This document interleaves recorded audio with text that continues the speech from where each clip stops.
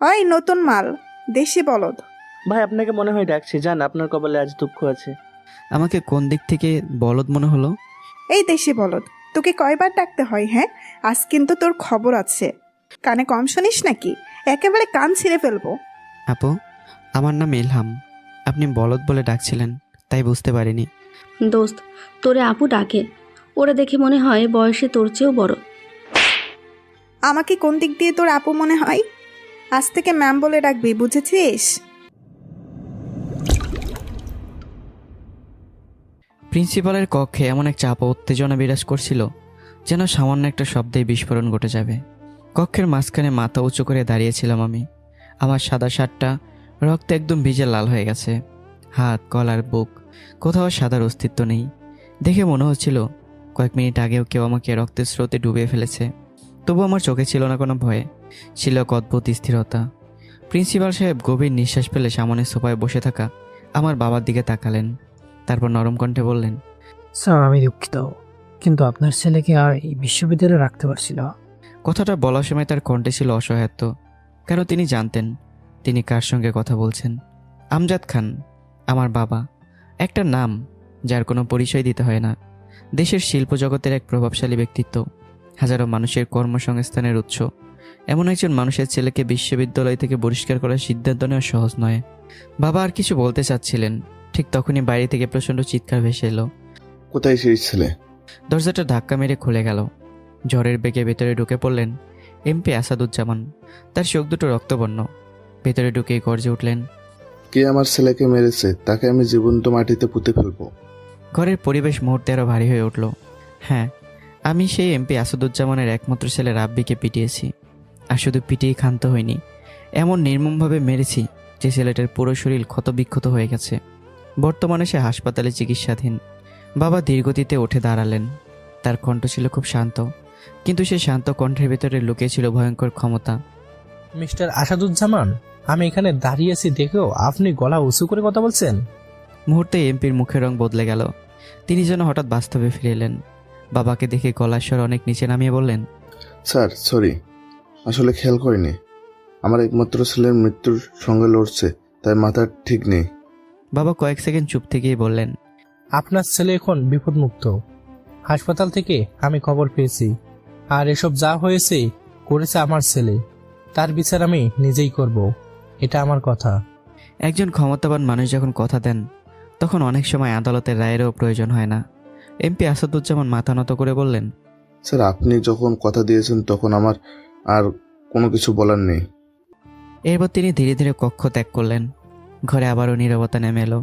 Principal সাহেব উদ্বিগ্ন মুখে বসেছিলেন। বাবা তার দিকে তাকিয়ে বললেন, প্রফেসর সাহেব, আপনাকে আর চিন্তা করতে হবে না। আমি এমনিতেই ওকে এখানে রাখবো না। কথাটা শুনে এবার আমি প্রথমবারের মতো মুখ খুললাম। বাবা, আমি এই বিশ্ববিদ্যালয় ছাড়ব না, আমি এখানেই পড়ব। বাবা আমার দিকে তাকালেন।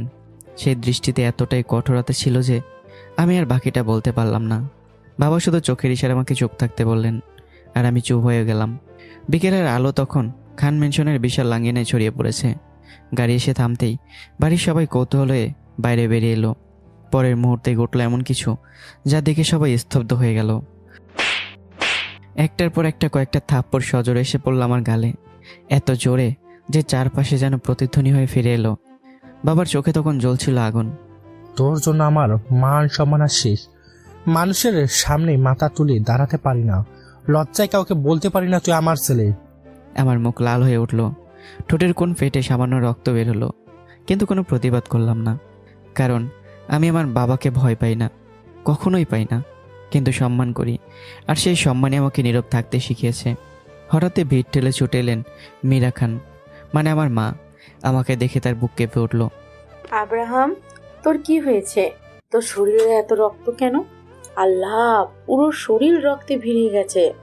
মায়ের কণ্ঠে আতঙ্কে স্পষ্ট, কিন্তু সেই মুহূর্তেই বাবা গর্জে উঠলেন। তার গর্জনে যেন পুরো মেনশন কেঁপে উঠল।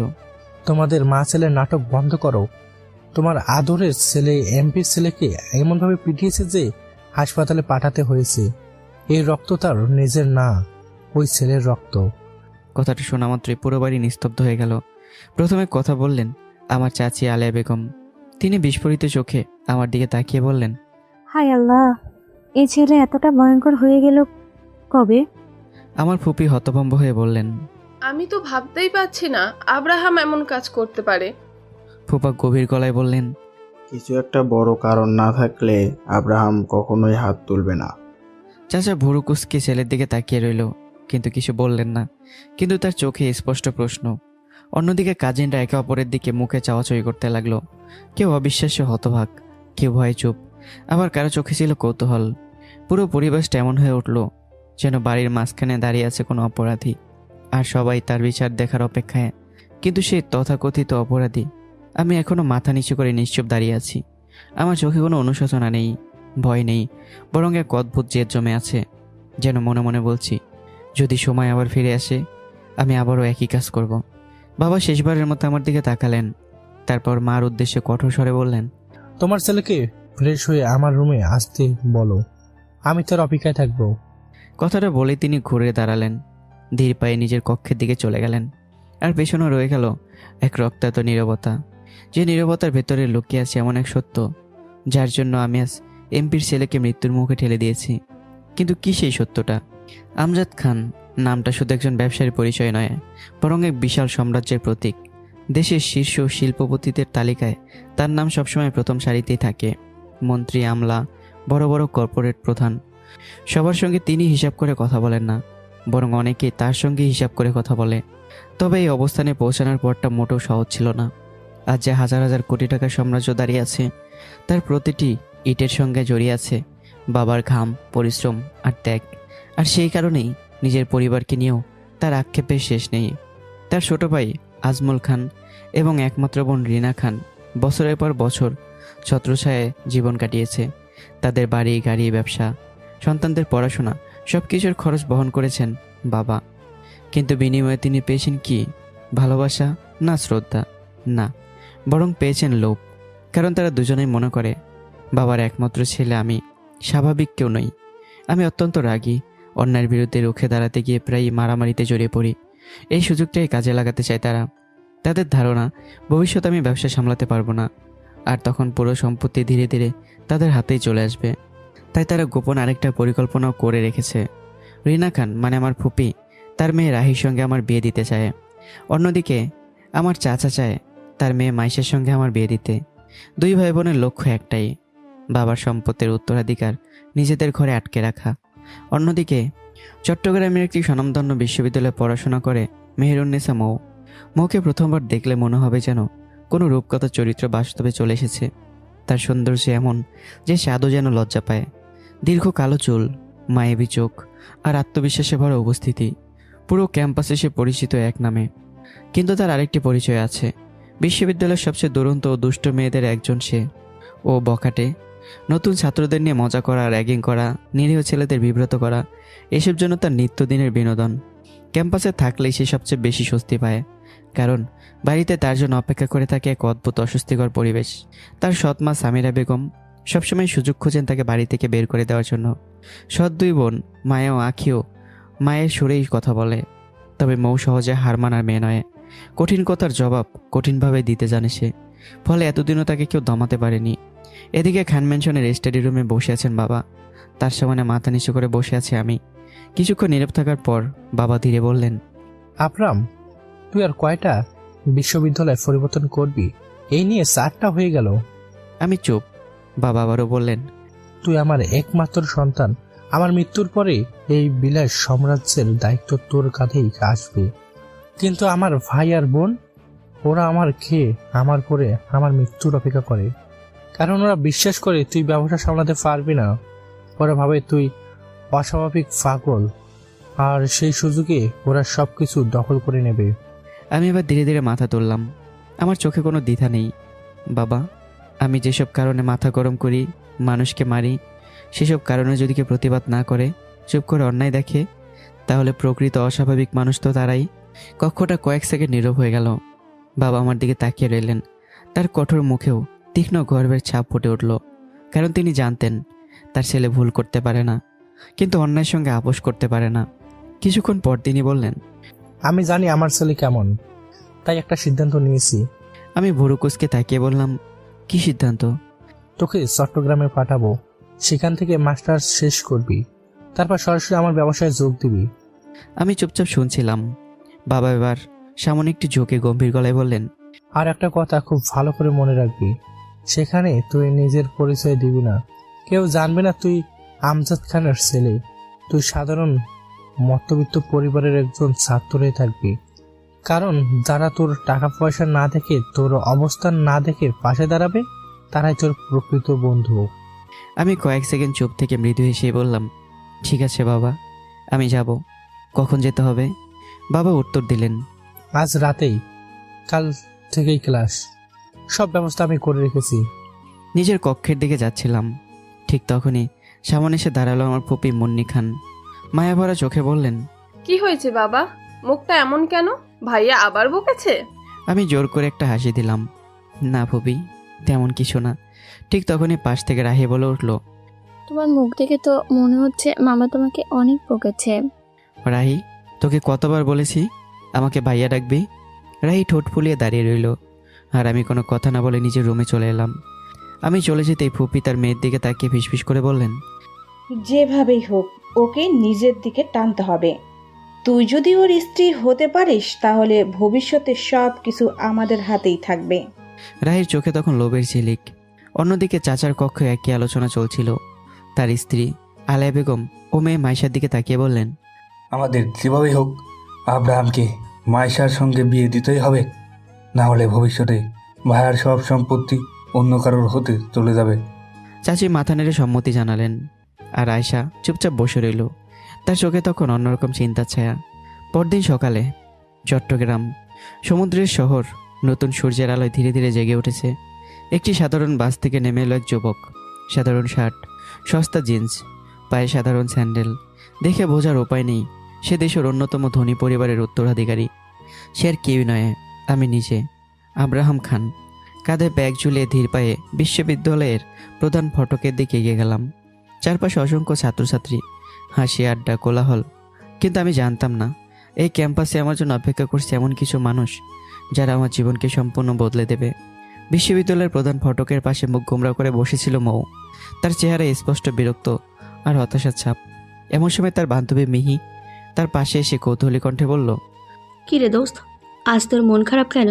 মৌ দীর্ঘ শ্বাস ফেলেই বলল, আর বলিস না, বাবা আমার জন্য একটা পাত্র এনেছিল। ছেলেটা দেখতে বেশ ভালোই ছিল, কিন্তু মা তাদের কি বলেছে জানি না। তারা আমাকে চরিত্রহীন বলে আরও কত আজে বাজে কথা শুনিয়ে চলে গেছে। কথা শেষ হতে পাশে দাঁড়িয়ে থাকা আরেক বান্ধবী হৃদি বিস্মিত হয়ে বলল, কি বলিস? এমনিতেই তোর সৎ মা আর সৎ বোনগুলো তো ভয়ঙ্কর স্বভাবের। ময়ের চোখে মুহূর্তের আগের ঝিলিক ফুটে উঠল।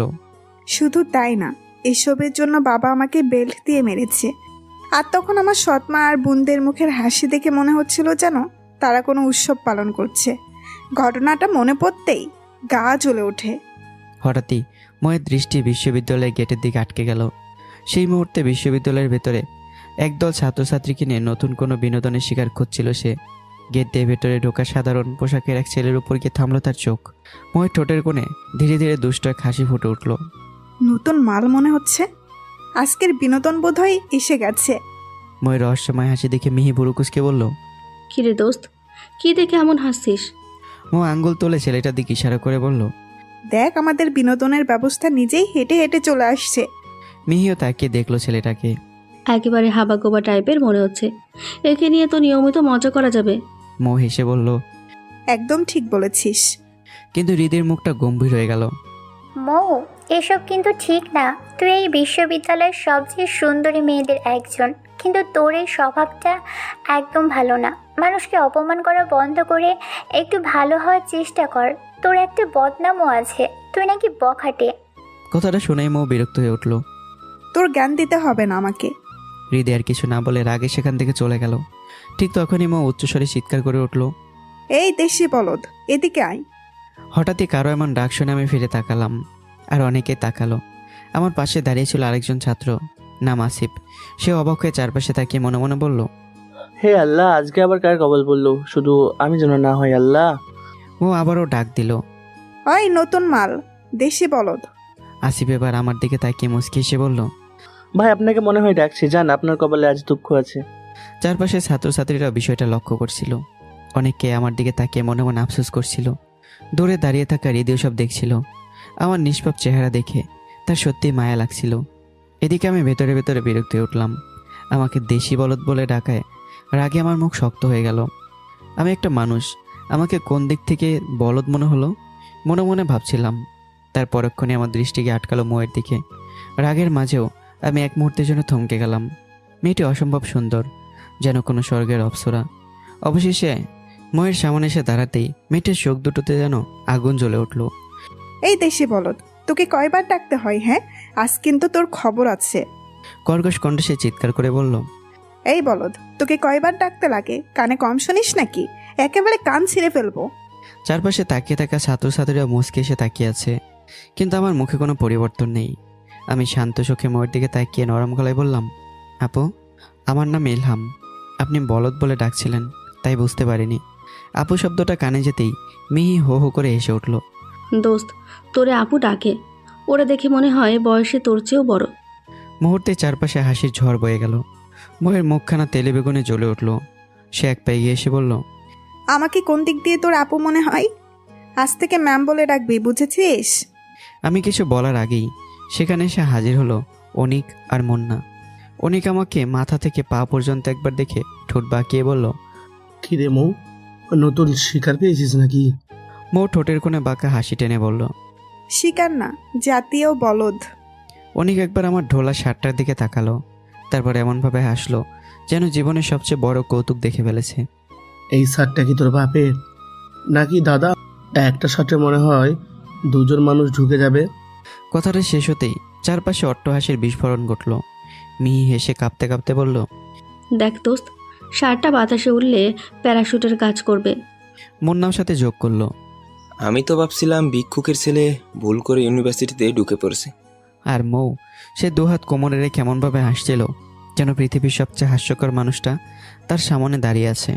চারপাশে হাসি, বিদ্রুপ আর তাচ্ছিল্যের তীর একের পর এক এসে বিচ্ছিল আমার আত্মসম্মানে। আমার বুকের ভেতরটা দাউ দাউ করে জ্বলছিল, রক্ত যেন ফুটতে শুরু করেছে। চোখের সামনে ভেসে উঠল সেই সব মুখ যারা আমার এক ঘুষির আঘাতে মাটিতে লুটিয়ে পড়ত, যারা আমার রাগের সামনে দাঁড়ানোর সাহস করতো না। কিন্তু পরক্ষণে বাবার কণ্ঠস্বর যেন আমার কানে ভেসে এলো, নিজেকে নিয়ন্ত্রণ করবি আব্রাম, নিজেকে চিনতে শিখ। সব অপমানের জবাব শক্তি দিয়ে দিতে হয় না। আমি গম্ভীর নিঃশ্বাস নিলাম, তাতে দাঁত চেপে সমস্ত অপমান গিলে ফেললাম। মনে মনে শুধু বললাম, বাবা, শুধু তোমার জন্য, শুধু তোমার জন্য। আর যদি তুমি কথা না দিতে তাহলে এদের একজন এখানে দাঁড়িয়ে থাকতে পারতো না। মুন্না এবার গম্ভীর হওয়ার ভান করে বলল, আচ্ছা বলো তো, কোথা থেকে এসেছিস? বাবা কি করে? আর কিসে পড়িস? তোর বয়স দেখে তো মনে হয় মাস্টার শেষ হয়ে যাওয়ার কথা। পটিয়া থেকে এসেছি। বাবা কৃষক, টাকার অভাবে আগের বিশ্ববিদ্যালয় ছাড়তে হয়েছে, এখানে মাস্টার্স ফাইনাল দেব। কথাটা শুনে মোয়ের চোখে এক অদ্ভুত তৃপ্তি ফুটে উঠল। সেজন্য এটি কেমন উত্তরই শুনতে চেয়েছিল। সে ধীরে ধীরে সামনে এগিয়ে এসে বলল, তাহলে শোন, আজকে পুরো ক্যাম্পাসে এক পায়ে দাঁড়িয়ে কান ধরে 200 রাউন্ড দৌড়াবি। আর যদি না পারিস। সে একটু থামলো, তারপর ঠোঁটের কোণে নিষ্ঠুর হাসি টেনে বলল, তাহলে মেয়েদের পোশাক পরে আমাদের সামনে নাচবি। মুহূর্তে চারপাশে শীষ আর হাসির শব্দ ছড়িয়ে পড়ল। আমি বুড়ো কুচকে তাকালাম। আমি তো নতুন ছাত্র না, মাস্টার্স ফাইনাল দেব, তাহলে আমাকে র্যাগিং করবেন কিভাবে? কথাটা শেষ হওয়ার আগেই মৌ আমার চুলের মুঠি ধরে টেনে নিল। হঠাৎ আক্রমণে আমার চোখ দুটো লাল হয়ে উঠল, কিন্তু আমি নিজেকে সামলে নিলাম। মৌ দাঁত চেপে বলল, এই বিশ্ববিদ্যালয়ে তুই নতুন, এইটাই যথেষ্ট। আর আমার মুখের উপর কথা বলার শাস্তি আলাদা। আগামী 1 মাস তুই আমার কথায় উঠবি বসবি, এক কথায় আমার গোলাম। তারপর ঠান্ডা গলায় যোগ করলো, আর বেশি কথা বললে 3য় অপশন, মেয়েদের পোশাক পরে নাচা। কয়েক মুহূর্ত নীরব রইলাম, তারপর মাথা নিচু করে বললাম, ঠিক আছে ম্যাম, আমি দৌড়াচ্ছি। কাঁধ থেকে ব্যাগ নামিয়ে মাটিতে রাখলাম। এরপর এক কানে হাত দিয়ে এক পায়ে ভর দিয়ে দৌড়ানো শুরু করলাম। প্রথম কয়েক রাউন্ডেই আমার শরীরের ভারসাম্য হারাতে লাগলাম। পায়ের পেশিতে টান ধরেছে, শ্বাস ভারী হয়ে আসছে, কারণ জীবনে কখনো আমাকে এমন অপমানজনক শাস্তির মুখোমুখি হতে হয়নি। যে ছেলেটা বিলাসিতার মাঝে বড় হয়েছে, যার এক নির্দেশে শত মানুষ ছুটে আসে, আর সে শত শত ছাত্রছাত্রীর সামনে কান ধরে এক পায়ে দৌড়াচ্ছে। চারপাশ থেকে হাসির শব্দ ভেসে আসছে, কেউ ভিডিও করছে, কে আঙ্গুল তুলে দেখাচ্ছে, কেউ করুণা করছে, আর কেউ উপভোগ করছে এই অপমান। দূরে দাঁড়িয়ে থাকা হৃদির বুকটা মোচড় দিয়ে উঠল। আমার মুখে কোনো প্রতিবাদ ছিল না, কোনো অভিযোগ নেই, শুধু আছে এক অদ্ভুত নীরবতা। আমি যেন নিজের সঙ্গে যুদ্ধ করছি, আর সেই যুদ্ধের কাছে এই অপমানও তুচ্ছ। সময়ের সঙ্গে সঙ্গে আমার মুখ ঘামে ভিজে গেল, হাঁটু কাঁপতে শুরু করলো। তবু আমি থামলাম না, দাঁতে দাঁত চেপে এগিয়ে চললাম। কিন্তু পুরো ক্যাম্পাসে সবাই জানে 200 রাউন্ড তো দূরের কথা, এই ছেলেটা 100 রাউন্ডও শেষ করতে পারবে না। আর যদি না পারে তাহলে তার জন্য অপেক্ষা করছে আরো ভয়ঙ্কর এক অপমান। মৌ ঠোঁট বাঁকিয়ে আমার দিকে তাকিয়ে বলল, অনেক মিহি, আমার মনে হয় নাচের রুমটা প্রস্তুত রাখা উচিত। এই বলদ 100 রাউন্ডও পার করতে পারবে না। মিহি হেসেই বলল, আমি তো আগেই বলেছি 50 রাউন্ডের পরই ধপাস করে পড়ে যাবে। সাথে অনেক যোগ করলো, তারপর মেয়েদের ড্রেস পরে এমন নাচাবে যে পুরো ভার্সিটি মনে রাখবে। কথাটা শেষ হতেই চারজন আবার অট্টহাসিতে ফেটে পড়ল। তাদের হাসির শব্দে যেন পুরো ক্যাম্পাসে ছড়িয়ে পড়ল। কিন্তু সময়ের সঙ্গে সঙ্গে সেই হাসির রং বদলাতেও শুরু করলো, কারণ আমি থামিনি। আমি এখন এক পায়ে ভর করে কান ধরে ধরেই যাচ্ছি। ঘামে ভিজে গেছে আমার পুরো শরীর, শার্টের পিঠ ভিজে গাঢ় হয়ে উঠেছে, মুখ লাল হয়ে গেছে ক্লান্তিতে। তবুও থামিনি। আমার চোখে তখন অদ্ভুত এক জেদ, যেন আমি কোনো বিশ্ববিদ্যালয়ের মাঠে নয়, কোনো যুদ্ধক্ষেত্রে ছুটে চলেছি। আমার এই যুদ্ধে হারলে আমার আত্মসম্মান মারা যাবে। একসময় মুন্না অবাক হয়ে বলে উঠল, দোস্ত 120 রাউন্ড হয়ে গেছে। মিহি দ্রুত শুনে আবার বলল, হ্যাঁ সত্যি তো। অনেকের মুখের হাসিও মিলে যেতে লাগলো। অসম্ভব, এটা অসম্ভব। এদিকে আমি এখনো থামিনি। 150, 160, 170 সংখ্যা বাড়তেই থাকলো, আর চারপাশের হাসি ধীরে ধীরে নিস্তবতায় পরিণত হলো। যে ছাত্রছাত্রীরা কিছুক্ষণ আগে হাসছিল তারা এখন বিস্ময়ে তাকিয়ে আছে। কেউ ফিসফিস করে বলছে, আজ নতুন ছেলেটার অবস্থা খারাপ হবে। এই ছেলেটা মানুষ তো, এত শক্তি আসে কোথা থেকে? 100 রাউন্ডের আগেই তো পড়ে যাওয়ার কথা। ময়ের ঠোঁট শুকিয়ে এলো, তার চোখে প্রথমবারের মতো বিস্ময় দেখা দিল। এতদিনে সে অসংখ্য ছেলেকে অপমান করেছে, কিন্তু কেউ এমনভাবে তাতে দাঁত চেপে লড়াই করেনি, কেউই না। অবশেষে 200 রাউন্ড পেরিয়ে গেলাম। তারপর আমি থামলাম না। 205, 210, 220, 220 রাউন্ড পূর্ণ করে আমি ধীরে ধীরে এসে দাঁড়ালাম ময়ের সামনে। কয়েক মুহূর্ত ভারী শ্বাস নিলাম, তারপর মাটিতে রাখা ব্যাগটা কাঁধে তুলে নিলাম। কোনো কথা বললাম না, কোনো বিজয়ের হাসি নয়, কোনো অহংকারও নয়। শুধু একবার ময়ের দিকে তাকিয়ে ক্লাসরুমের দিকে হেঁটে চলে গেলাম। আর পেছনে পুরো ক্যাম্পাস নিস্তব্ধ। মৌ, মিহি, অনিক, মুন্না চারজনই যেন পাথর হয়ে গেছে। মিহি ফিসফিস করে বলল, সে সে 220 রাউন্ড দিয়েছে। অনিক শুকনো গলায় বলল, আমার মনে হয় এই ভার্সিটির ইতিহাসে এমন কেউ করেনি। মুন্না অবিশ্বাসের দৃষ্টিতে আমার দূরে সরে যাওয়া পিঠের দিকে তাকিয়ে বলল, আমি ভেবেছিলাম ও ভেঙে পড়বে, কিন্তু ছেলেটা তো উল্টো আমাদেরই হারিয়ে দিল। আর মৌ, সে চুপ। তার অহংকারে যেন প্রথমবারের মতো ছোট্ট একটা ফাটল ধরেছে। দূরে দাঁড়িয়ে থাকা হৃদির ঠোঁটে মৃদু হাসি ফুটে উঠল। সে মনে মনে বলল, তুমি সাধারণ কেউ নয় মিস্টার। আমি ক্লাসের দিকে এগোচ্ছিলাম, ঠিক তখন আমার সামনে এসে দাঁড়ালো হৃদি। মেয়েটার চোখে প্রশংসা ঝিলিক। বাহ মিস্টার, তুমি তো এই ভার্সিটির সব রেকর্ড ভেঙে দিলে। আমি ক্লান্ত মুখে মৃদু হাসলাম। হ্যাঁ, আমি ইলহাম, মাস্টার্স ফাইনাল দেব এই ভার্সিটি থেকে। হৃদিও হাসলো। আমি রীতি, আমিও মাস্টার ফাইনাল। কয়েক মুহূর্ত নীরব থাকার পর আমি বললাম, আচ্ছা ওই মেয়েটাকে? দেখতে তো মাশাআল্লাহ পরীর মতো সুন্দর, কিন্তু ভেতরটা একেবারে ভয়ঙ্কর। হৃদি হেসে ফেলল। কি ব্যাপার, পছন্দ হয়ে গেছে নাকি? আমি দ্রুত মাথা নেড়ে বললাম, হ্যাঁ না বাবা, পছন্দ হলেও খাল কেটে কমে আনার কোনো ইচ্ছা আমার নেই। হৃদি এবার প্রাণ খুলে হেসে উঠল। তারপর দুজনে গল্প করতে করতে ক্লাসরুমের দিকে চলে গেলাম। অন্যদিকে মৌ এখন আগের জায়গায় বসে আছে, তার চোখে আগুন।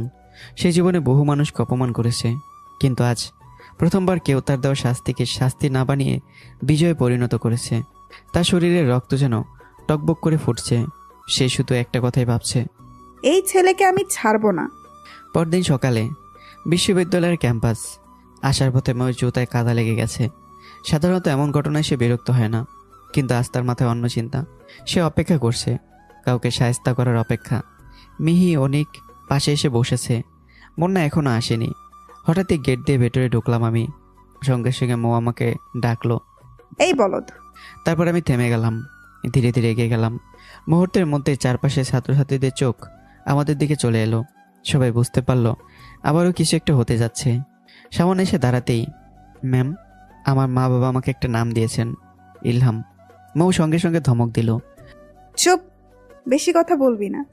তারপর পায়ে গিয়ে দিয়ে বলল, আমার জুতায় কাদা লেগেছে, পরিষ্কার করে দে। কথাটা শুনে চারপাশে হাসির রোল উঠল। আমার বুকের ভেতরটা ধুপ করে উঠল। লজ্জা, অপমান আর রাগ একসঙ্গে চেপে বসলো। আমার হাত মুষ্টিবদ্ধ হয়ে গেল।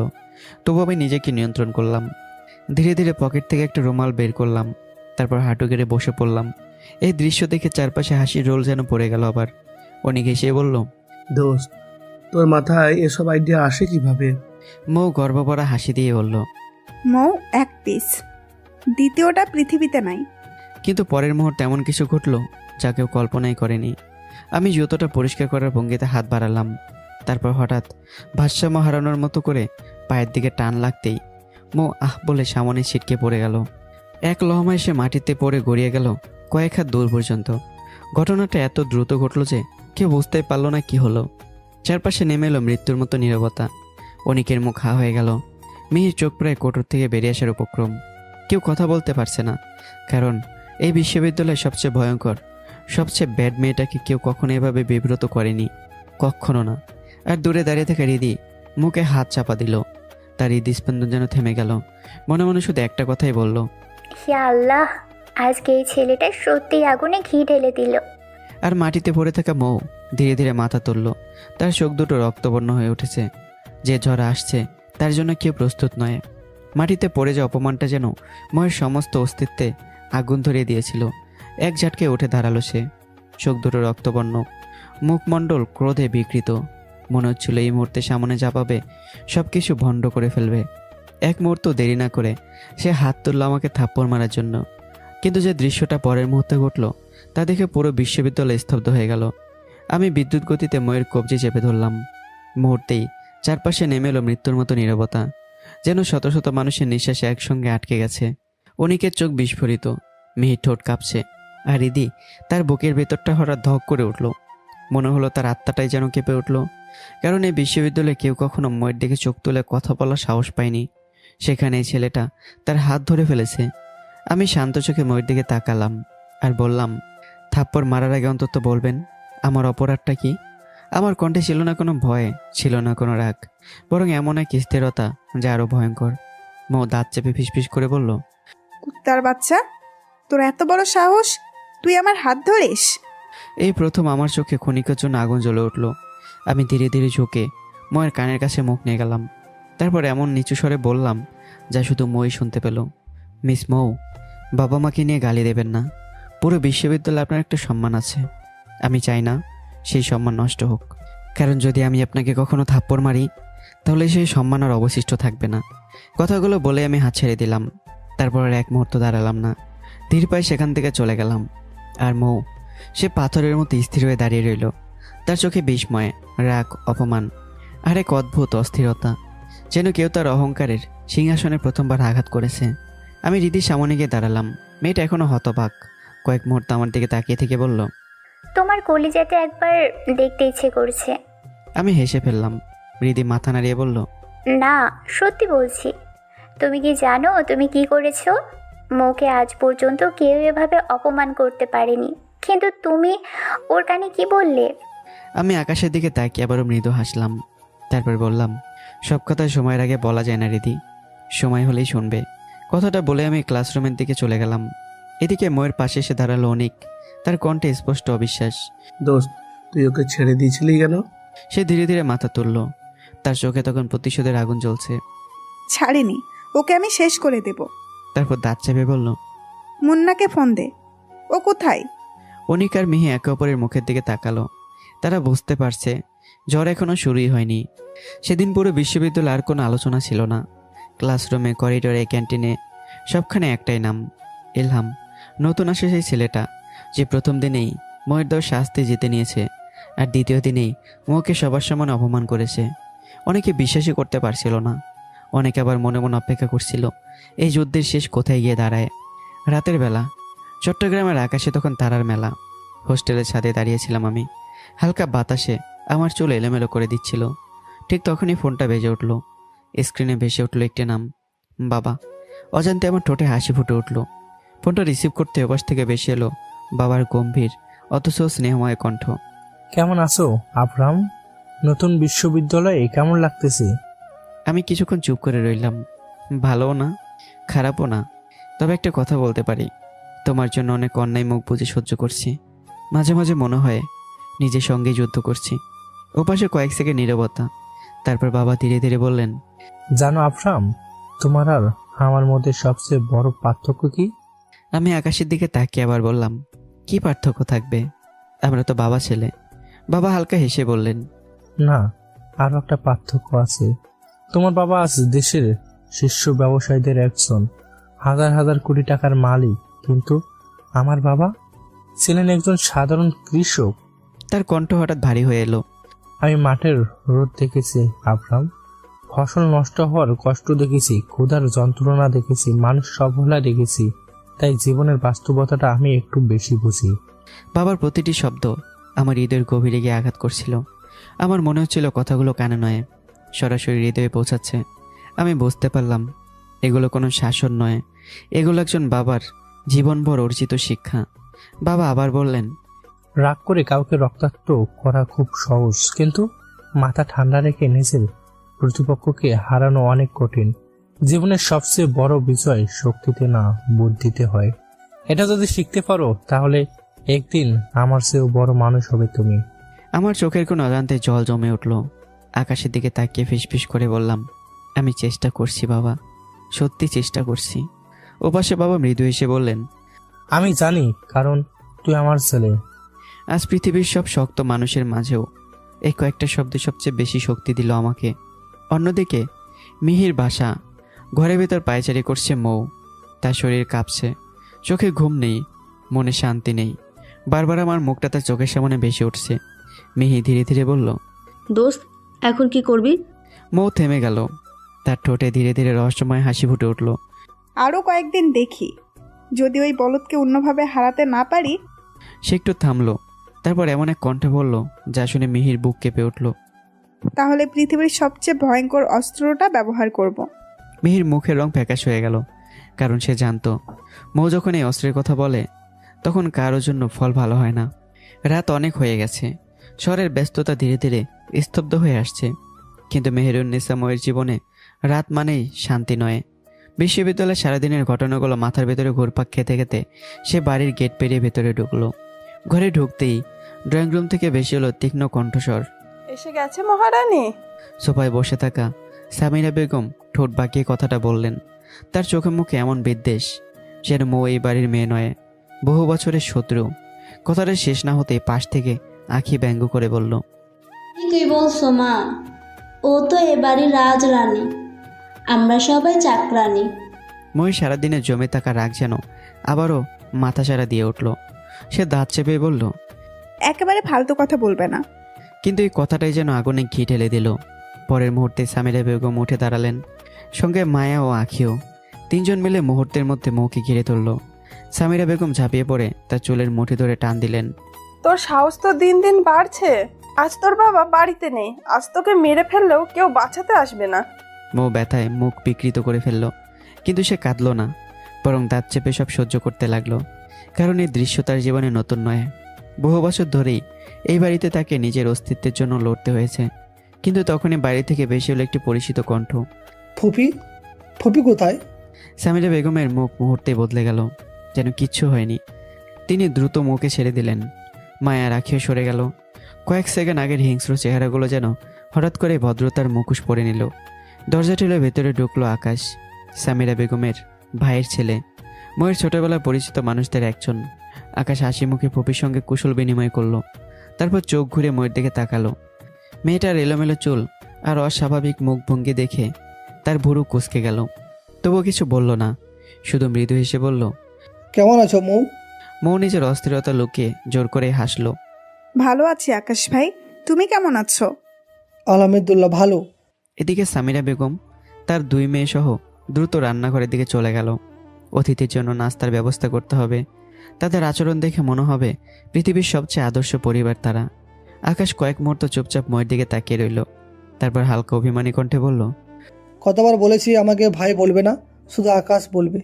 মৌ মুচকি হাসলো, কিন্তু কিছু বলল না। আকাশ এবার একটু কাছে এগিয়ে এলো। আচ্ছা, একটা কথা বলো, আমি যে তোমাকে প্রপোজ করেছিলাম তার উত্তর এখনো পাইনি। কথাটা শুনে মৌ কিছুক্ষণ চুপ করে রইল, তারপর ধীরে ধীরে বলল, আমাদের সম্পর্ক কি তোমার ফুপি মেনে নেবে? না, কখনোই না। তার কণ্ঠে ছিল বাস্তবতার তিক্ততা। আকাশ মৃদু হেসে বলল, তোমার সম্মতি পেলে ফুপিকে রাজি করানোর দায়িত্ব আমার, বাবাকেও বুঝিয়ে নেব। কথাগুলো বলার সময় তার চোখে আন্তরিকতা ছিল, কিন্তু তারপরে তার মুখে উদ্বেগের ছাপ ফুটে উঠল। শুধু একটা ভয় কাজ করে, যদি এর মধ্যে তুমি অন্য কারো প্রেমে পড়ে যাও। কথাটা শুনে মৌ হেসে ফেলল। সেই হাসিতে ছিল আত্মবিশ্বাস, আবার খানিকটা অহংকারও। সে সোফায় হেলান দিয়ে বলল, আমাকে নিয়ে চিন্তা করার দরকার নেই। আমার ভয়ে পুরো বিশ্ববিদ্যালয়ের ছেলেরা দূরে দূরে থাকে। আমার কাছে এসে প্রেমের কথা বলার মতো বুকের পাঠা এখনো কারো হয়নি, আর হবেও না। কথাটা বললেও তার মনে অদ্ভুতভাবে ভেসে উঠল একটি মুখ, একজন জেদি ছেলের মুখ। আকাশ স্বস্তির নিঃশ্বাস ফেলল। তাহলে আমার আর ভয় নেই। কয়েক মাস পর ছোট বোনের বিয়ে, ওটা শেষ হলে আমি বাবার সঙ্গে কথা বলবো। তারপর ফুপি আর তোমার বাবার কাছেও আনুষ্ঠানিকভাবে প্রস্তাব পাঠাবো। মৌ কোনো উত্তর দিল না, শুধু জানালার বাইরে তাকিয়ে রইল। রাতের আকাশে তখন চাঁদ উঠেছে, কিন্তু তার মন অদ্ভুতভাবে অস্থির, কারণ জীবনে প্রথমবার কেউ তাকে ভালোবাসার প্রস্তাব দিয়েছে, আর সেই মানুষটা এই আকাশ ভাই। এভাবেই কেটে গেল আরও একটি দিন। বাড়ি থেকে সব কিছু স্বাভাবিক মনে হলেও মৌ আর আমার মাঝের অদৃশ্য যুদ্ধটা দিন দিন আরও গভীর হতে লাগলো। সকালের আলো তখন মাত্র শহরের গায়ে ছড়িয়ে পড়েছে। মৌ বিশ্ববিদ্যালয়ে যাওয়ার জন্য দরজার দিকে এগোতেই পেছন থেকে সামিরা বেগমের বিষমাখা কণ্ঠ ভেসে এলো, এই যে মহারানী, আজ কিন্তু ভার্সিটি শেষ করে সোজা বাসায় ফিরবে, না হলে সেই দিন আমার ভাইপো তোকে বাঁচিয়েছিল, এবার কিন্তু কেউ বাঁচাতে আসবে না। মৌ থেমে গেল, ধীরে ধীরে ঘুরে তাকালো। তার চোখে তখন বহু বছরে জমে থাকা বিদ্রোহ, ঠোঁটের কোণে তার ছেলের হাসি ফুটে উঠল। আমিও হাতে চুরি পরে বসে নেই। কথাটা বলে সে বেরিয়ে গেল, কিন্তু বাইরে বেরোতেই তার বুকের ভেতরটা অদ্ভুত ভারী হয়ে উঠল। মানুষের সবচেয়ে বড় যুদ্ধটা বাইরের শত্রুর সঙ্গে নয়, নিজের ঘরের মানুষের সঙ্গে। সামিরা বেগমের কথাগুলো তার কানে এখনো বাজছে। সকালটাও তাই কেমন যেন বিষণ্ণ হয়ে গেল। বিশ্ববিদ্যালয়ের মাঠ, সবুজ ঘাসের ওপর গোল হয়ে বসে আছে মৌ, মিহি, অনিক, মুন্না আর রিদি। কিন্তু আজ মৌর চোখে অন্যরকম জ্বর, যেন সে কাউকে শিকার বানানোর অপেক্ষায় আছে। ঠিক তখনই বিশ্ববিদ্যালয়ের মূল গেট দিয়ে ভেতরে প্রবেশ করলাম আমি। সাধারণ ঢিলেঢালা পোশাক, কাঁধে ব্যাগ, মুখে আগের মতোই শান্ত ভাব। আমাকে দেখে মৌর চোখে দুষ্টু ঝিলিক নেমে এলো। চল, আজকে বলদটাকে অন্যরকম একটা শিক্ষা দিই, দেখি এবার কিভাবে বাঁচে। মিহি সঙ্গে সঙ্গে উঠে দাঁড়িয়ে চিৎকার করে উঠল, এই দেশি বলদ, এদিকে আয়। আমি থেমে গেলাম। আমার পাশে দাঁড়িয়ে থাকা আসিফ দীর্ঘ শ্বাস ফেলে বলল, যা ভাই, আবার নতুন কোনো নাটক শুরু হলো? না গেল বিপদ, গেল বিপদ। আমি একটু মৃদু হাসলাম, তারপর ধীরে ধীরে এগিয়ে গেলাম তাদের সামনে। আমার একটা নাম আছে, আব্রাহাম। মৌ সঙ্গে সঙ্গে গর্জে উঠল, চুপ, একদম চুপ। তোকে আমরা বলদ বলেই ডাকবো। এখন আমাদের সঙ্গে চল, চুপচাপ। আমি বুড়ো কুসকে বললাম, কোথায় যাব? মৌ আঙ্গুল তুলে হুঁশিয়ারি দিল, আর একটা প্রশ্ন করলে তোকে খালি পায়ে পুরো ক্যাম্পাস দৌড়াবো। আমি আর কিছু বললাম না, নীরবে তাদের সঙ্গে হাঁটতে লাগলাম। কিছুক্ষণ পর তারা এসে পৌঁছালো চট্টগ্রামের একটি অভিজাত 5 তারকা রেস্টুরেন্টে। সোনালি ঝাড়বাতির আলোয় ঝলমল করছে পুরো হলরুম, চারদিকে বিলাসিতার ছাপ। মৌ, মিহি, অনিক আর মুন্না যেন বহুদিনের ক্ষুধার্ত সৈনিকের মতো মেনু কার্ড হাতে নিল। একটার পর একটা খাবারের নাম বলতে লাগলো, যেন রেস্টুরেন্টটা খেয়ে ফেলবে। শুধু রিদি চুপচাপ বসেছিল। সে বুঝতে পারছিল কি হতে যাচ্ছে। বারবার তার খারাপ লাগছিল। এদিকে আমি এসব বুঝতে পারছিলাম, কিন্তু আমার ঠোঁটের কোণে কেবল একটুখানি রহস্যময় হাসি খেলা করছিল। খাবার খাওয়ার পর মৌ চেয়ার ঠেলে উঠে দাঁড়ালো, তারপর কৃত্রিম বিস্ময় দেখিয়ে বলল, ও, আমাদের একটা জরুরি কাজ মনে পড়েছে, চল সবাই। মিহি, অনিক, মুন্না সঙ্গে সঙ্গে উঠে দাঁড়ালো। রিদি যেতে চাইছিল না, কিন্তু জোর করে তাকে নিয়ে যাওয়া হলো। যাওয়ার আগে মৌ একবার পিছনে ফিরে তাকালো আর মনে মনে বলল, এবার দেখি কিভাবে বাঁচিস বলদ। সবাই চলে যেতেই আমি ধীরে ধীরে চেয়ার থেকে উঠে দাঁড়ালাম। তারপর চারপাশে তাকিয়ে মুচকে এসে বললাম, তোরে পাগলের দল, আমাকে বিল দিয়ে আটকাবে? তোরা যা খেয়েছিস সেটা আমার আধা ঘন্টারও খরচ না। আমার চোখে তখন এক অদ্ভুত আত্মবিশ্বাস, যে আত্মবিশ্বাস সাধারণ কোনো মানুষের নয়। এরপর আমি নিজের জন্য আরও কিছু খাবার অর্ডার করলাম, ধীরে সুস্থে খেয়ে নিলাম। সবশেষে 1 লক্ষ টাকার বিল পরিশোধ করে রেস্টুরেন্ট থেকে বেরিয়ে এলাম, যেন কিছুই হয়নি। বিশ্ববিদ্যালয়ে ফিরে আসতেই সবাই হতভম্ব হয়ে গেল। এত দ্রুত আমি কিভাবে ফেললাম এটাই সবাই ভাবছিল। মোর চোখ প্রায় কপাল উঠে গেল। দোস্ত, কমপক্ষে ৮০,০০০ টাকা বিল ছিল, এত তাড়াতাড়ি পেমেন্ট করলো কিভাবে? অনিকও হতবাক। বলদরা পালিয়ে এসেছে নাকি? তারপর নিজে মাথা নেড়ে বলল, না, ওই রেস্টুরেন্ট থেকে পালানো সম্ভব না। আমার মনে হচ্ছে এই ছেলের কাছে তোকে হারতেই হবে। এই কথা শুনে মোয়ের চোখে আগুন জ্বলে উঠল। সে হাঁটতে শেখেনি, কখনো না। ঠিক তখনই রিদি দৌড়ে এলো আমার কাছে। এই শোনো, তুমি বিলটা দিলে কিভাবে? সব কিছু জানার দরকার নেই, কিছু রহস্যই থাক। রিদি কিছুক্ষণ আমার দিকে তাকিয়ে রইল আর ভাবছে, এই ছেলেটাকে যত দেখছি ততই যেন বুঝতে পারছি ইলহাম নামের এই মানুষটির ভেতরে অনেক গোপন গল্প লুকিয়ে আছে। এদিকে মাঠের এক কোণে দাঁড়িয়ে মৌ গম্ভীর চিন্তায় ডুবে গেল। তারপর ধীরে ধীরে বলল, আমি হাঁটতে শিখিনি, এবার আমার সবচেয়ে বড় হাতিয়ার ব্যবহার করব। কথাটা শুনে অনিক আর মুন্না একসঙ্গে চমকে উঠল। সবচেয়ে বড় হাতিয়ার? সেটা আবার কি? মৌয়ের ঠোঁটে ধীরে ধীরে শয়তানি হাসি ফুটে উঠল। সে মাথা উঁচু করে বলল, ওর সঙ্গে প্রেমের অভিনয় করব, কারণ পৃথিবীর সবচেয়ে বড় অস্ত্র হলো নারীর ছলনা। এক মুহূর্ত নীরবতা। তারপর অনেক মুন্না আর মিহি এমনভাবে হেসে উঠল যে আশেপাশে ছাত্রছাত্রীরা পর্যন্ত ঘুরে তাকালো। মিহি হাসতে হাসতে প্রায় চেয়ার থেকে পড়ে যাওয়ার উপক্রম। তুই প্রেম করবি? দুনিয়ার অষ্টম আশ্চর্য। মুন্না পেট চেপে বলল, প্রথমে মানুষকে বিশ্বাস করাতে হবে তুই মেয়ে। অনেক নাটকীয় ভঙ্গিতে চোখ মুছল। দোস্ত, তুই এই ভার্সিটির সবচেয়ে সুন্দরী মেয়ে, এটা সত্যি। কিন্তু তোর স্বভাব দেখে কোনো অ্যাঙ্গেল থেকে মেয়ে মনে হয়। চুল খুলে রাখিস, কাজল দিস, লিপস্টিক লাগাস, এসব মুছে ফেলে তোকে ১০০তে ১০০ ছেলে মনে হবে। এবার চারপাশে আবার হাসির রোল পড়ে গেল। মিহি হেসে বলল, আর তোর ভয়ে তো পুরো ভার্সিটির ছেলেরা 10 হাত দূরে থাকে। কেউ তোকে প্রেমের প্রস্তাব দেয় না, উল্টো রাস্তা বদলে ফেলে। সেখানে ওই বলো তোর প্রেমে পড়বে? আমি তো সেটা কল্পনাও করতে পারছি না। চারদিকে আবারও হাসির বিস্ফোরণ ঘটল। কিন্তু সবার হাসির মাঝেও ময়ের চোখে অদ্ভুত এক দৃঢ়তা ফুটে উঠল। সে মনে মনে বলল, আব্রাহাম, এবার তোর পতনের শুরু হবে। আর দূরে দাঁড়িয়ে থাকা আমি তখনও জানি না আমার বিরুদ্ধে যুদ্ধের নতুন অধ্যায় শুরু হতে যাচ্ছে। আর সেই যুদ্ধের অস্ত্র একটি মেয়ের মিথ্যা ভালোবাসা। মাঠের এক কোণে দাঁড়িয়েছিল মৌ।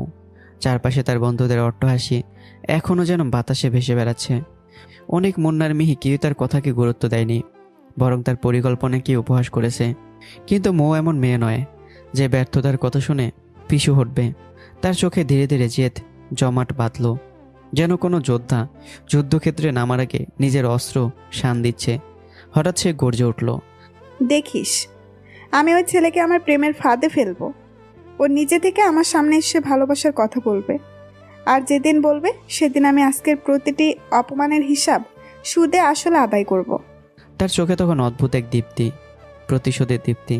কথাগুলো বলেই সে ঝড়ের মতো সেখান থেকে চলে গেল। আর পেছনে দাঁড়িয়ে থাকা তার বন্ধুরা কিছুক্ষণ হতবাক হয়ে তাকিয়ে রইল। মিহি ফিসফাস করে বলল, আমার মনে হয় এবার সত্যি কিছু একটা করবে। মুন্না দীর্ঘ শ্বাস ফেলল। আল্লাহ ওই বলদের হেফাজত করুক। সেদিন রাতে চট্টগ্রামের আকাশে পূর্ণিমার আলো ছড়িয়ে আছে। হোস্টেলের বারান্দায় দাঁড়িয়েছিলাম আমি। দূরের শহরটা ঝলমল করছে আলোয়, কিন্তু আমার চোখে অন্য চিন্তা। ঠিক তখনই আমার ফোন বেজে উঠল। স্ক্রিনে ভেসে উঠল বাবা। মুহূর্তে আমার মুখে মৃদু হাসি ফুটে উঠল। ফোন ধরতে ওপাশ থেকে ভেসে এলো বাবার ক্লান্ত অথচ দৃঢ় কণ্ঠ। কেমন আছিস বাবা? কিছুক্ষণ সাধারণ কথাবার্তার পর বাবা হঠাৎ দীর্ঘ শ্বাস ফেললেন। সেই দীর্ঘ শ্বাসে যেন বহু বছরের ক্লান্তি জমেছিল। জানিস আব্রাহাম, পৃথিবীতে সবচেয়ে কষ্টের বিষয় কি? আমি নীরব রইলাম। বাবা নিজেই বললেন, যাদের জন্য জীবনভর পরিশ্রম করিস, যাদের মুখে হাসি ফোটানোর জন্য নিজের ঘুম নিজের সুখ বিসর্জন দিস, একদিন তারাই তোর মৃত্যুর অপেক্ষা করে। কথাগুলো বলতে বলতে তার কণ্ঠ ভারী হয়ে এলো। আমার ভাই বোন প্রতিদিন মনে মনে দোয়া করে আমি যেন মরে যাই, তাহলেই তারা সব পেয়ে যাবে। আর তার উপর তোর নানা মির্জা বাহাদুর এই বয়সেও আমার ব্যবসা ধ্বংস করার জন্য উঠে পড়ে লেগেছে। কথাগুলো শুনে আমার বুকের ভেতর মোচড় দিয়ে উঠল। আমি জানতাম আমার বাবা শক্ত মানুষ, কিন্তু শক্ত মানুষেরও কিছু অদৃশ্য ক্ষত থাকে যেগুলো বাইরে থেকে দেখা যায় না। আমি ধীরে ধীরে বললাম, বাবা, তুমি আর মা যখন পালিয়ে বিয়ে করেছিলে তখন তোমার কিছুই ছিল না, সেজন্য নানা তোমাকে মেনে নেয়নি।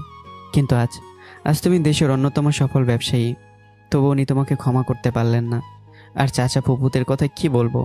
মানুষ এতটা অকৃতজ্ঞ হতে পারে? ওপাশে কয়েক সেকেন্ড নীরবতা। তারপর বাবা বললেন, ব্যবসার দুনিয়ায় আমি অনেক যুদ্ধ করেছি আব্রাহাম, কিন্তু আমার সবচেয়ে বড় ভয় হয় অন্য জায়গায়। আমি না থাকলে তুই পারবি তো? তোর মেজাজটা খুব গরম। ব্যবসা শুধু শক্তি দিয়ে চলে না, ধৈর্য লাগে, বুদ্ধি লাগে, মানুষ চেনার ক্ষমতা লাগে। আর আমি জানি আমার ভাই বোন সুযোগ পেলে তোর বিরুদ্ধে গিয়ে মির্জা বাহাদুরের হাতও ধরবে। রাতের বাতাসটা আরো ভারী হয়ে উঠল। আমি আকাশের দিকে তাকালাম। আমার মনে হলো আজ বাবার কণ্ঠে একজন ব্যবসায়ী নয়, একজন বাবার ভয় কথা বলছে। তারপর আমি ধীরে ধীরে আবার বললাম, বাবা, তোমার আর মায়ের দোয়া থাকলে আমি হারবো না। ইনশাল্লাহ একদিন আমি প্রমাণ করব আমজাদ খানের ছেলে কোনো অংশে কম নয়।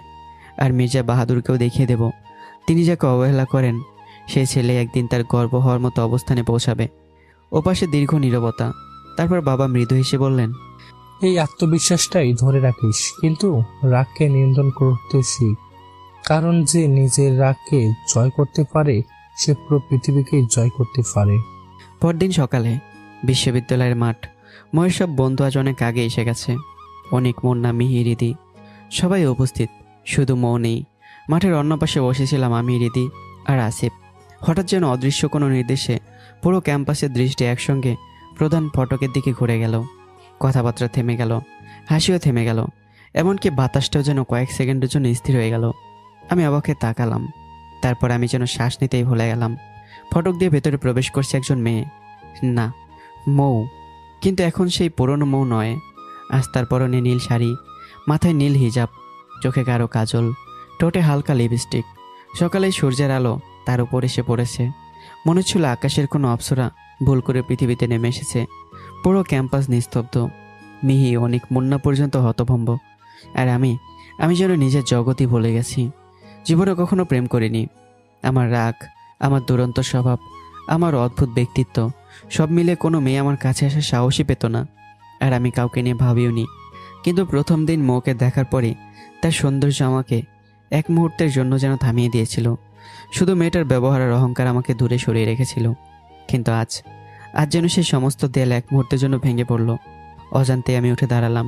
ধীরে ধীরে হাঁটতে হাঁটতে ময়ের সামনে গিয়ে দাঁড়ালাম। চারপাশে নিস্তবতা, দুজনের চোখে চোখ। তারপর আমি অচেতন মুগ্ধতায় বলে উঠলাম, দিন যদি হারিয়ে যায় দিগন্তের কোলে, রাত যদি ভেসে যায় তারার দেশে, ফুল যদি ঝরে পড়ে সময় শেষে, তবুও বন্ধু হয়ে থাকতে চাই তোমারই পাশে। কথাগুলো শুনে ময়ের বুকের ভেতর আনন্দের ঢেউ হয়ে গেল। মনে মনে বলল, ফাঁদে পড়েছিস মিস্টার আব্রাহাম। সে কিছু বলতে যাবে, ঠিক তখনই ধাপ, হৃদয় এসে আমার পিঠে এক চর বসিয়ে দিল। ইলহাম ভাই, মাথা ঠিক আছে? কাকে কি বলছেন? যেন মুহূর্তেই ঘোর কাটলো আমার। আমি চমকে উঠলাম। হ্যাঁ হ্যাঁ, কি? হৃদয় আমার হাত ধরে টেনে নিয়ে গেল। চলুন, এখনই চলুন। একটু দূরে গিয়ে হাঁপাতে হাঁপাতে বলল, আপনার কি মাথা খারাপ হয়ে গেছে? ভাগ্য ভালো আমি নিয়ে এসেছি। আসিফ এসে দাঁড়ায়। তারপর নাটকীয় ভঙ্গিতে বলল, নাহলে আজ এক বিষধর নাগিনকে প্রেম নিবেদন করার অপরাধী তৎক্ষণাৎ সবুজ খেতে হতো। কথাটা বলেই সে হেসে উঠল। হৃদয় হাসলো, কিন্তু আমি হাসলাম না। আমি দূরে দাঁড়িয়ে থাকা ময়ের দিকে তাকিয়ে রইলাম। আমার মনে একটাই প্রশ্ন ঘুরপাক খেতে লাগলো। আমি এই কথাগুলো বলার পর মৌ রাগ করলো না কেন? বরং তার চোখে আমি খুশি দেখেছি। আর ঠিক সেই মুহূর্তে দূরে দাঁড়িয়ে থাকা মৌ মুচকে এসে ভাবলো, শিকার জালে পা দিতে শুরু করেছে। বিকেলের শেষ আলো তখন ধীরে ধীরে ক্যাম্পাসের গাছগুলোর পাতায় গড়িয়ে পড়ছে। ক্লাস শেষ হয়েছে বেশ কিছুক্ষণ আগে। ছাত্রছাত্রীরা দল বেঁধে বিশ্ববিদ্যালয় থেকে বেরিয়ে যাচ্ছে। আমি ধীর পায়ে গেটের দিকে এগোচ্ছিলাম।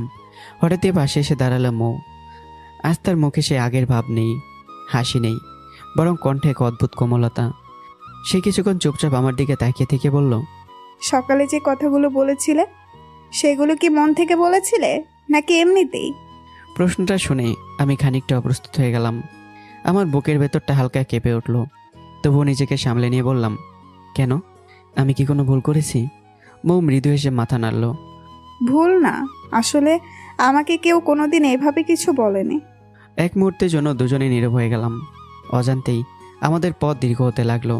ক্যাম্পাস পেরিয়ে, রাস্তা পেরিয়ে আমরা অনেক দূর চলে এসেছি। তবুও যেন কারো খেয়াল নেই। হঠাৎ মৌ থেমে দাঁড়িয়ে বলল, আমরা কি বন্ধু হতে পারি? প্রশ্নটা শুনে আমি অবাক হয়ে গেলাম। কয়েক মাস আগেও যে মেয়েটা আমাকে দেশি বলদ বলে অপমান করত, আজ সে বন্ধুত্বের হাত বাড়িয়ে দিচ্ছে। তবু আমি হাসলাম আর বললাম, হতে পারি, তবে একটা শর্ত আছে। মৌ ভুরু কুচকে তাকালো। কি সত্য? আমি কিছুক্ষণ তার চোখের দিকে তাকিয়ে রইলাম। তোমাকে সব র্যাগিং বন্ধ করতে হবে, কাউকে অপমান করা যাবে না। আজ যেমন মেয়েদের মতো করে এসেছো, সবসময় তেমনই থাকবে। মৌ কয়েক সেকেন্ড চুপ করে রইল, তারপর মাথা নেড়ে বলল, আমি রাজি, তোমার সব সত্য মেনে নিলাম। সেদিনের পর থেকে যেন আমাদের জীবনের পথই বদলে গেল। দিন গড়াতে লাগলো, 1 সপ্তাহ, 1 মাস, 2 মাস, তারপর 3টি মাস। এই 3 মাসে পুরো বিশ্ববিদ্যালয় যেন নতুন এক মৌকে দেখলো। র্যাগিং বন্ধ, ঝগড়া বন্ধ, অহংকার অনেকটাই কমে গেছে। আর আমি যেন ধীরে ধীরে মৌকে ঘিরেই নিজের পৃথিবী বানিয়ে ফেললাম। ক্যান্টিনে গেলে মৌ, লাইব্রেরিতে গেলে মৌ, ক্লাস শেষে অপেক্ষা করলে মৌ, দিনের শেষে কথা বললেও মৌ। আমার অজান্তে মেয়েটা আমার জীবনের অভ্যাস হয়ে উঠেছে। কিন্তু দূর থেকে সব কিছু লক্ষ্য করছিল হৃদি। তার মনের ভেতর অস্বস্তি বাড়ছিল। মৌয়ের পরিবর্তনটা খুবই হঠাৎ, কিন্তু বেশি নিখুঁত। কিন্তু কোনো প্রমাণ না থাকায় সে কিছুই বলতে পারছিল না, শুধু মনে মনে ভয় পাচ্ছিল। একটা রাত, ছাদের উপর বসে আছে মৌ, চারপাশে নীরবতা। দূরে শহরের আলো জ্বলছে, তার পাশে দাঁড়িয়ে আকাশ। কিছুক্ষণ চুপ থাকার পর আকাশ বলল, তুমি কি কোনোদিন আমার প্রস্তাব গ্রহণ করবে না? মৌ আকাশের দিকে তাকিয়ে রইল, তারপর ধীরে ধীরে বলল, আমাদের সম্পর্কে কোনো ভবিষ্যৎ দেখি না, তাই উত্তর দেইনি। আকাশের মুখটা মলিন হয়ে গেল। মৌ আবার বলল, তবে যদি সত্যি আমাকে চাও, তাহলে সরাসরি বিয়ের প্রস্তাব পাঠাও। আমার বাবা আর তোমার বাবা রাজি হলে আমার আপত্তি নেই। আকাশের চোখে আশার আলো জ্বলে উঠল। আর 6 মাস, ছোট বোনের বিয়েটা শেষ হোক, তারপর আমি কথা বলবো। মৌ শুধু মাথা নাড়ল। পরদিন সকালে বাড়ি থেকে বের হওয়ার সময় আকাশে বের হলো। সে বাইকের দিকে ইশারা করে বলল, চলো তোমাকে ভার্সিটিতে নামিয়ে দিই। মৌ কিছু বলল না, চুপচাপ উঠে বসলো। কিন্তু ভাগ্যের খেলাও অদ্ভুত। বিশ্ববিদ্যালয়ের সামনে বাইক থামতেই দূর থেকে পুরো দৃশ্যটা দেখে ফেললাম। আমি কিছু বললাম না, কিছু জিজ্ঞাসা করলাম না, কিন্তু আমার ভেতরে কোথাও এক অদ্ভুত ব্যথা জন্ম নিল। সারাদিন আমি মৌয়ের সঙ্গে আর কথা বলিনি, চোখাচোখি হলেও এড়িয়ে গেলাম। দিনের শেষে মৌ আর সহ্য করতে পারল না। ক্যাম্পাস থেকে বের হওয়ার সময় সে পথ আটকে দাঁড়ালো। কি হয়েছে তোমার? সারাদিন কথা বললে না কেন? আমাকে এড়িয়ে চলছো কেন? আমি তার দিকে তাকালাম। আমার চোখে অভিমান জমে আছে। আমার সঙ্গে কথা বলে কি হবে? তোমার তো বয়ফ্রেন্ড আছে, যার বাইকে করে আসলে তার সঙ্গে কথা বলো। কথাটা শুনেই মৌ কয়েক সেকেন্ড স্তব্ধ, তারপর হঠাৎ হেসে ফেললো। তুমি কি জেলাস? আমি চুপ। মৌ আরও কাছে এসে বলল, ও আমার মামাতো ভাই, এখন বলো সমস্যা কি? আমার বুকের ভিতরে জমে থাকা মেঘ যেন একটু সরে গেল। কিন্তু ঠিক তখনই মৌ আরেকটা প্রশ্ন ছুড়ে দিল। আচ্ছা, তুমি কি আমাকে পছন্দ করো? প্রশ্নটা শুনেই যেন সময় থেমে গেল, রাস্তার শব্দ দূরে মিলিয়ে গেল। আমি কিছুক্ষণ নীরবে দাঁড়িয়ে রইলাম, তারপর ধীরে ধীরে বললাম, যদি বলি করি, তাহলে কি মেনে নেবে? মৌ মুখ ঘুরিয়ে মুচকি হাসলো। তার চোখের কোণে তখন লুকিয়ে আছে এক অন্য পরিকল্পনা। পুরো ভার্সিটির সামনে বলতে পারবে? কথাটা শুনে আমি থমকে গেলাম। আমার গলা শুকিয়ে এলো, হৃদস্পন্দন যেন বেড়ে গেল। মৌ ঠোঁট বাঁকিয়ে বলল, কি হলো? হাওয়া বের হয়ে গেল? তোমার সাহস নেই আমাকে সবার সামনে ভালোবাসার কথা বলার? এই কথাটাই যেন আমার আত্মসম্মানে আঘাত করলো। আমি গম্ভীর শ্বাস নিয়ে বললাম, ঠিক আছে, আগামীকাল সকাল 10টায় ভার্সিটির সবার সামনে আমি আমার ভালোবাসার কথা বলবো। মৌ আমার চোখের দিকে তাকিয়ে বলল, আমিও সবার সামনে আমার মনের জমে থাকা সব কথা বলবো। দুজন দুদিকে হাঁটা শুরু করলো, কিন্তু কেউই জানতাম না আগামীকাল আমাদের জীবনের সবচেয়ে গুরুত্বপূর্ণ দিন হতে যাচ্ছে। একজন ভাবছে সে ভালোবাসা পাবে, আরেকজন ভাবছে সে প্রতিশোধ নেবে। রাতের আকাশে তখন চাঁদ উঠেছে, কিন্তু সে চাঁদের আলোও জানে না আগামীকাল বিশ্ববিদ্যালয়ের মাঠে ফুটবে ভালোবাসার ফুল, নাকি ভেঙে যাবে একটি হৃদয়ের সমস্ত স্বপ্ন। আজকের রাতটা আমার জীবনের সবচেয়ে দীর্ঘ রাতগুলোর একটি হয়ে রইল। বিছানায় শুয়েছিলাম, কিন্তু ঘুম আমার চোখের কাছেও আসেনি। জানালার ওপাশে রাত বরাবরের মতো গভীর হয়েছে। আকাশে চাঁদ পশ্চিমে হেলে পড়েছে। দূরের মসজিদ থেকে তাহাজ্জুদের আজানও ভেসে এসেছে। তবু আমার চোখের পাতা এক হয়নি, কারণ মানুষের জীবনে কিছু রাত থাকে যেগুলো ঘুমের জন্য নয়, যেগুলো স্বপ্নের জন্য, অপেক্ষার জন্য, হৃদয়ের গোপন কাঁপুনির জন্য। আর আজকের রাতটাও ছিল ঠিক তেমনই। জীবনে কখনো কোনো মেয়ের দিকে দ্বিতীয়বার তাকাইনি আমি। প্রথম বিশ্ববিদ্যালয়ে আমার রাগ ছিল কিংবদন্তির মতো। দ্বিতীয় বিশ্ববিদ্যালয়ে সবাই আমাকে ভয় পেত। তৃতীয়টায় কেউ আমার কাছে আসারই সাহস করতো না। চতুর্থটায় আমি নিজে সবার থেকে দূরে থাকতাম। কিন্তু এই প্রথম একটা মেয়ের হাসি, অভিমান, রাগ, চোখের ভাষা সব কিছু আমার হৃদয়ের ভেতরে জায়গা করে নিয়েছে। আর সেই মেয়েটির নাম মেহেরুন্নেসা মৌ। সকাল হওয়ার আগেই আমি উঠে বসেছিলাম। ঘড়িতে তখন 8টা। আমার চোখে নিচে ক্লান্তির ছাপ স্পষ্ট। তবুও আজ আমার বুকের ভিতর অদ্ভুত এক উত্তেজনা কাজ করছে। আমি দ্রুত ফোন হাতে নিলাম। প্রথমে আসিফকে, তারপর রিদিকে। দুজনকেই জরুরি ভিত্তিতে বিশ্ববিদ্যালয়ে আসতে বললাম। সকাল 9টার মধ্যেই তারা উপস্থিত। আসিফ দূর থেকে আমার চেহারার দিকে তাকিয়ে ভুরু কুঁচকে ফেলল। বলল, কি হয়েছে রে? তোকে দেখে মনে হচ্ছে সারা রাত ঘুমাসনি। হৃদয় উদ্বিগ্ন চোখে তাকালো। হ্যাঁ ইলাম ভাই, চেহারা দেখে মনে হচ্ছে বড় কিছু হয়েছে। সব ঠিক আছে তো?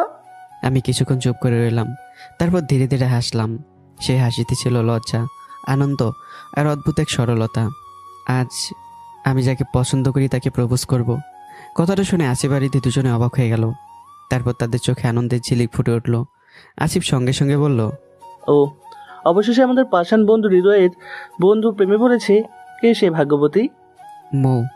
শব্দটা উচ্চারণ হওয়ার সঙ্গে সঙ্গে যেন চারপাশের বাতাসে থমকে গেল। আসিফের মুখের হাসি মিলে গেল। হৃদির চোখ বড় বড় হয়ে গেল। দুজনে কয়েক সেকেন্ড নির্বাক। তারপর হৃদি প্রায় চিৎকার করে উঠল। না ইলাম ভাই, আপনি ভুল করছেন। তার কণ্ঠে আতঙ্কে স্পষ্ট। আমি অনেক দিন ধরেই সন্দেহ করছি মৌ আপনাকে ফাঁদে ফেলছে। এখন আমি প্রায় নিশ্চিত। আসিফও গম্ভীর হয়ে গেল। হ্যাঁ, রিদি ঠিক বলেছে। ময়ের মতো মেয়ে হঠাৎ করে এত পরিবর্তন হয়ে যাবে, এটা বিশ্বাস করা কঠিন। আমার মনে হয় ওর কোনো পরিকল্পনা আছে। কথাগুলো যেন ধারালো ছুরির মতো গিয়ে বেঁধল আমার বুকে। এক মুহূর্তে আমার সমস্ত আনন্দ মিলে গেল। মনে হলো যেন আমার গলা কেউ চেপে ধরেছে। শ্বাস নিতে কষ্ট হচ্ছে। হৃদয়ের ভেতরে অদ্ভুত এক যন্ত্রণা। যে স্বপ্নটা সারা রাত আমাকে জাগিয়ে রেখেছিল, সেই স্বপ্নে কি ফাটল ধরছে? হৃদি ধীরে ধীরে বলল, ইলহাম ভাই, আমার মনে হচ্ছে ও আপনাকে অপমান করার নতুন কোনো পরিকল্পনা করেছে। আমি মাথা নিচু করে দাঁড়িয়ে রইলাম। আমার ভেতরে তখন দুটো যুদ্ধ চলছে। একদিকে হৃদয়ে, অন্যদিকে বাস্তবতা। একদিকে ভালোবাসা, অন্যদিকে সন্দেহ। কিছুক্ষণ পর আমি কষ্ট করে বললাম, তোরা একটু আমাকে একা থাকতে দিবি প্লিজ? আসিফ আর হৃদি একে অপরের দিকে তাকালো। তারা বুঝতে পারলো এই মুহূর্তে কোনো যুক্তি আমার কানে পৌঁছাবে না। চলে যাওয়ার আগে হৃদি একবার পিছন ফিরে তাকালো। তার চোখে ছিল উদ্বেগ। ইলহাম ভাই, আপনি যাই করেন, আজ মৌকে প্রপোজ করবেন না? কথাটা বলে সে চলে গেল। তারা চলে যাওয়ার পর বিশ্ববিদ্যালয়ের মাঠের এক কোণে আমি একা দাঁড়িয়ে রইলাম। চারপাশে মানুষের ভিড় বাড়ছে, কিন্তু আমার মনে হচ্ছে আমি একা, একেবারে একা। আমার জীবন অনেক শত্রু এসেছে, অনেক মানুষ আমাকে ঘৃণা করেছে, অনেক আমার বিরুদ্ধে ষড়যন্ত্রও করেছে।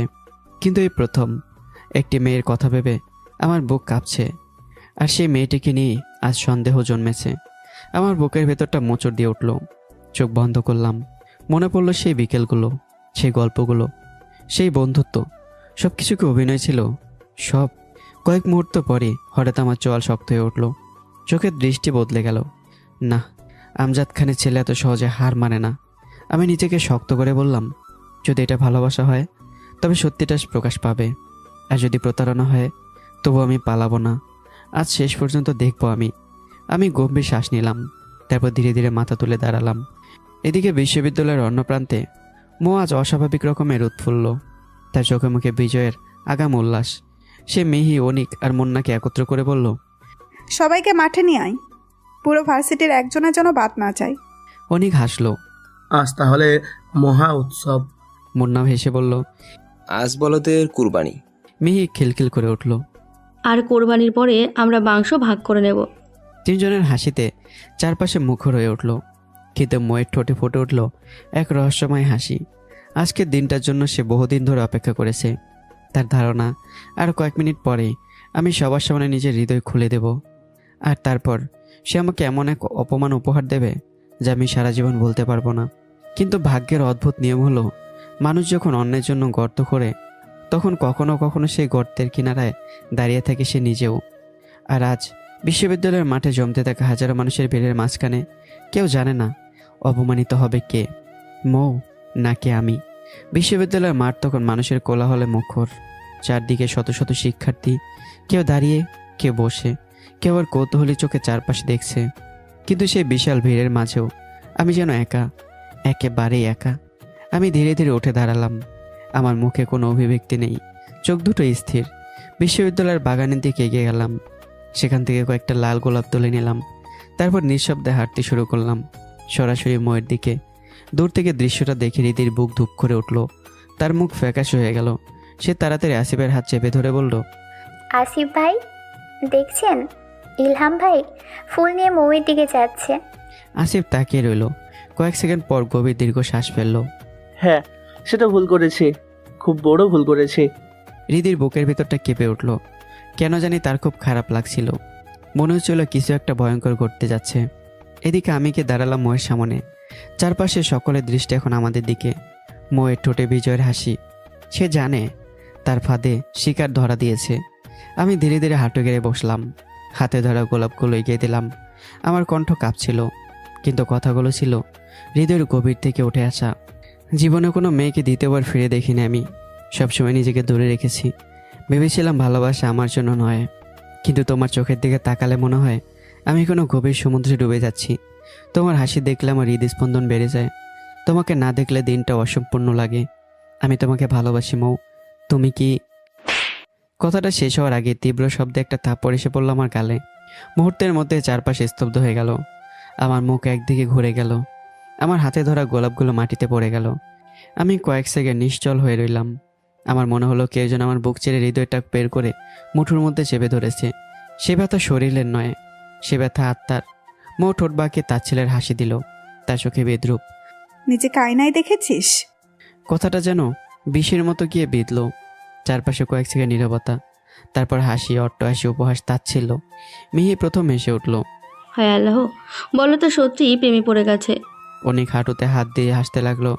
আমি তো ভাবছিলাম মজা করছি, কিন্তু দেখি এর সত্যি স্বপ্ন দেখতে শুরু করেছে।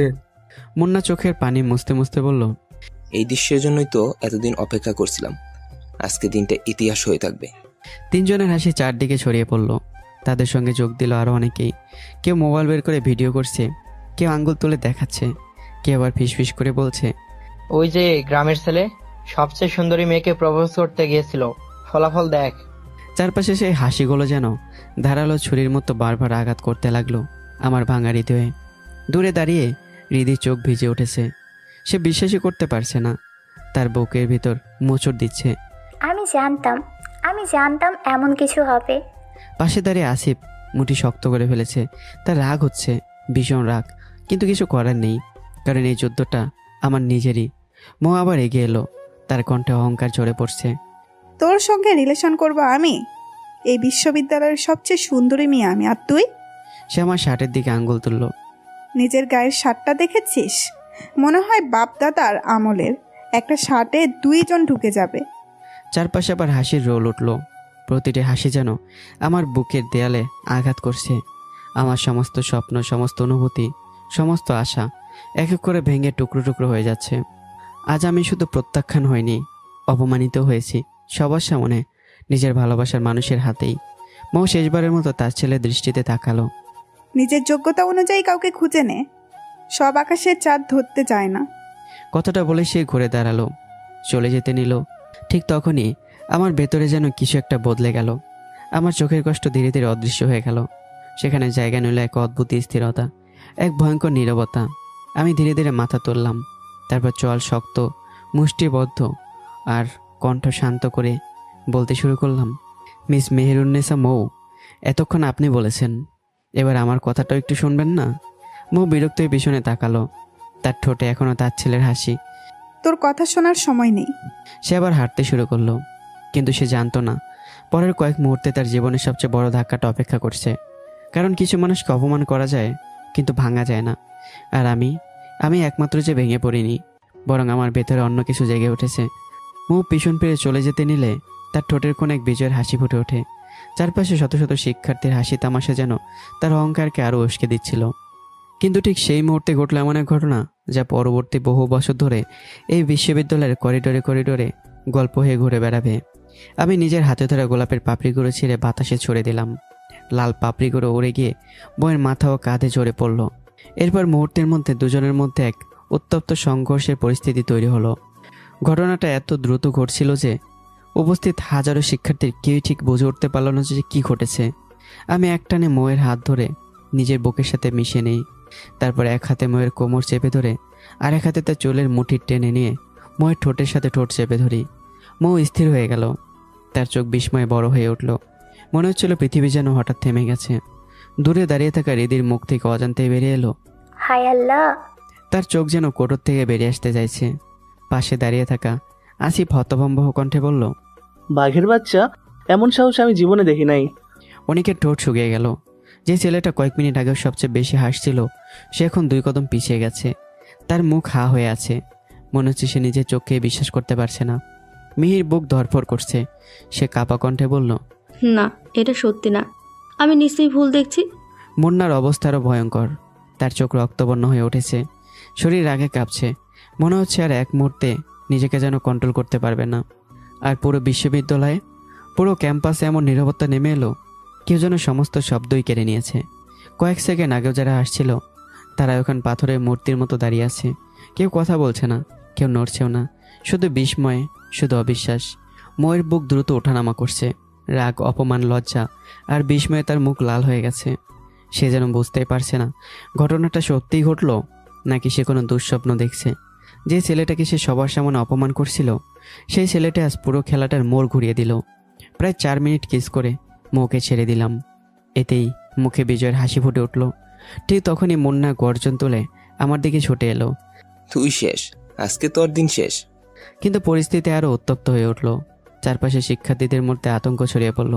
মাটিতে পড়ে গিয়ে দাঁত চেপে মুন্না চিৎকার করে উঠল, আমার বাবা এই শহরের পুলিশ কমিশনার, তোর জীবন আমি শেষ করে দিব। আমার চোখে তখন অদ্ভুত এক স্থিরতা। আমি ঠান্ডা কণ্ঠে বললাম, দেখা যাবে মুন্না। চারপাশে তাকালাম হাজারো শিক্ষার্থীর দিকে। আমার কণ্ঠ বজ্রের মতো গর্জে উঠল, সবাই শুনে রাখো, মৌকে কিস করেছি, এর মানে তাকে আমি বুকিং দিয়েছি। আজ থেকে মৌ আমার, শুধুই আমার। কেউ তার সাথে ঘষাঘষি বা যদি ফ্ল্যাট করতে যায় আর আমি যদি দেখি, তাহলে আমি তার অস্তিত্ব মুছে দেব। মাঠ জুড়ে আবারও নীরবতা নেমে এলো। কারো সাহস হলো না একটা শব্দ উচ্চারণ করার। কথাগুলো শুনে মৌ আবারও হতবাক হয়ে গেল। অনিকও পিছিয়ে গেল। মিহির বুক কেঁপে উঠল। মুন্নার গলা শুকিয়ে কাঠ হয়ে গেল। রীতি আসিফের দিকে তাকিয়ে ফিসফিস করে বলল, আসিফ ভাই, আমি যা দেখলাম আপনি কি সত্যি সেটাই দেখলেন? আসিফ ধীরে ধীরে মাথা নেড়ে বলল, কিন্তু আজ ইলহাম পুরো খেলাটা পাল্টে দিল। আমি চলে যেতে নিলাম, তখন মৌ দাঁতে দাঁত চেপে বলল, আমি প্রয়োজনে একটা পঙ্গু মানুষকে বিয়ে করব, তবুও তুকে না। আমি আবারও থামলাম, পিছন ফিরে তাকালাম। আমার টোরে রহস্যময় এক হাসি ফুটে উঠল। দেখা যাবে। আমি চলে যাবার পর মৌ অনেকক্ষণ স্থির হয়ে দাঁড়িয়ে রইল। আসে আমাকে অপমান করতে এসেছিল, কিন্তু শেষ পর্যন্ত অপমানের ভার যেন এসে পড়েছে তার নিজের কাঁধেই। চারপাশে ফিসফাস, মানুষের দৃষ্টি, বন্ধুদের সান্ত্বনা, সব কিছু তাকে আরও অস্থির করে তুলেছিল। বিকেলের দিকে অনেক, মিহি, মুন্না অনেক কষ্টে তাকে শান্ত করলো। অবশেষে অনেক তাকে একটি সিএনজিতে তুলে দিল। মৌ নিঃশব্দে বসে রইল। তার মাথার ভেতর বারবার ঘুরপাক খাচ্ছে দিনের ঘটনাগুলো। সিএনজি শহরের ব্যস্ত রাস্তা পেরিয়ে কিছুটা নির্জন এলাকায় পৌঁছাতেই হঠাৎ সামনে একটি কালো প্রাইভেট কার এসে তার পথ আটকে দাঁড়ালো। চালক ব্রেক কষল। মৌ চমকে উঠে সামনে তাকালো। গাড়ি থেকে মুখোশ পরা 3 জন লোক নেমে আসছে। তাদের চলাফেরায় ছিল অদ্ভুত শীতলতা, অদ্ভুত পরিকল্পনা। মৌয়ের বুকের ভেতর হঠাৎ আতঙ্ক জন্ম নিল।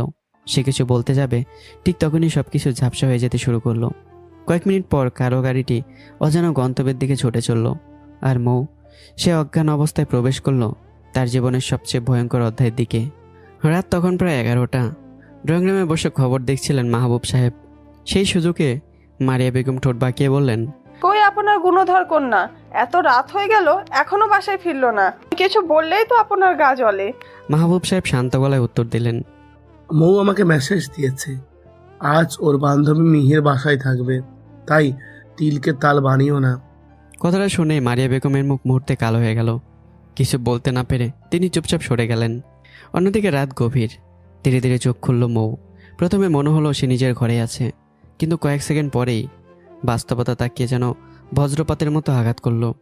না, এটা তো তার ঘর নয়, এটা একটা অচেনা কক্ষ।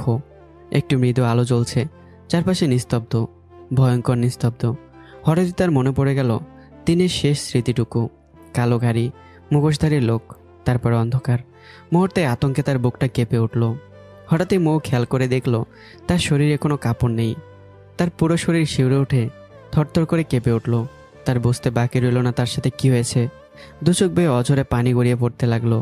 ফুপে ফুপে কাঁদতে কাঁদতে সে বিড়বিড় করে বলল, আমি ভুল করেছি। অনেক অন্যায় করেছি, কিন্তু এমন পরিণতি তো প্রাপ্য ছিল না। ঠিক তখনই দরজার ওপাশে পায়ের শব্দ ভেসে এলো। মৌ চমকে উঠল।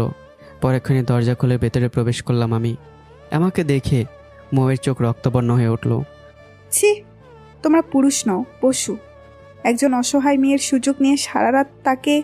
মৌয়ের কণ্ঠ ভেঙে যাচ্ছিল, চোখ দিয়ে টপ টপ করে পানি পড়ছিল। আমার মুখ কঠিন হয়ে গেল। আমি গর্জে উঠে বললাম, চুপ, একদম চুপ। অসহায়? তুমি অসহায়? যে মেয়ের সামনে পুরো বিশ্ববিদ্যালয়ের ছাত্ররা মাথা নিচু করে চলে, সে অসহায়? তুমি কখনো ভেবেছ তোমার অপমান আর অত্যাচারে কতজন কষ্ট পেয়েছে? মৌ চুপ হয়ে গেল। তার কাছে কোনো উত্তর ছিল না। প্রথমবারের মতো তার সমস্ত সাহস, সমস্ত উদ্ভট আচরণ ভেঙে যেন গড়িয়ে যেতে লাগলো। আমি টেবিলের উপর রাখা একটা শাড়ি ও কিছু গহনার দিকে ইশারা করলাম, রেডি হয়ে নাও, কিছুক্ষণের মধ্যে বিয়ে হবে আমাদের। মৌ অবিশ্বাসে তাকিয়ে রইল। তার ঠোঁট কাঁপছিল। বিয়ে? তার ঠোঁট কাঁপছিল।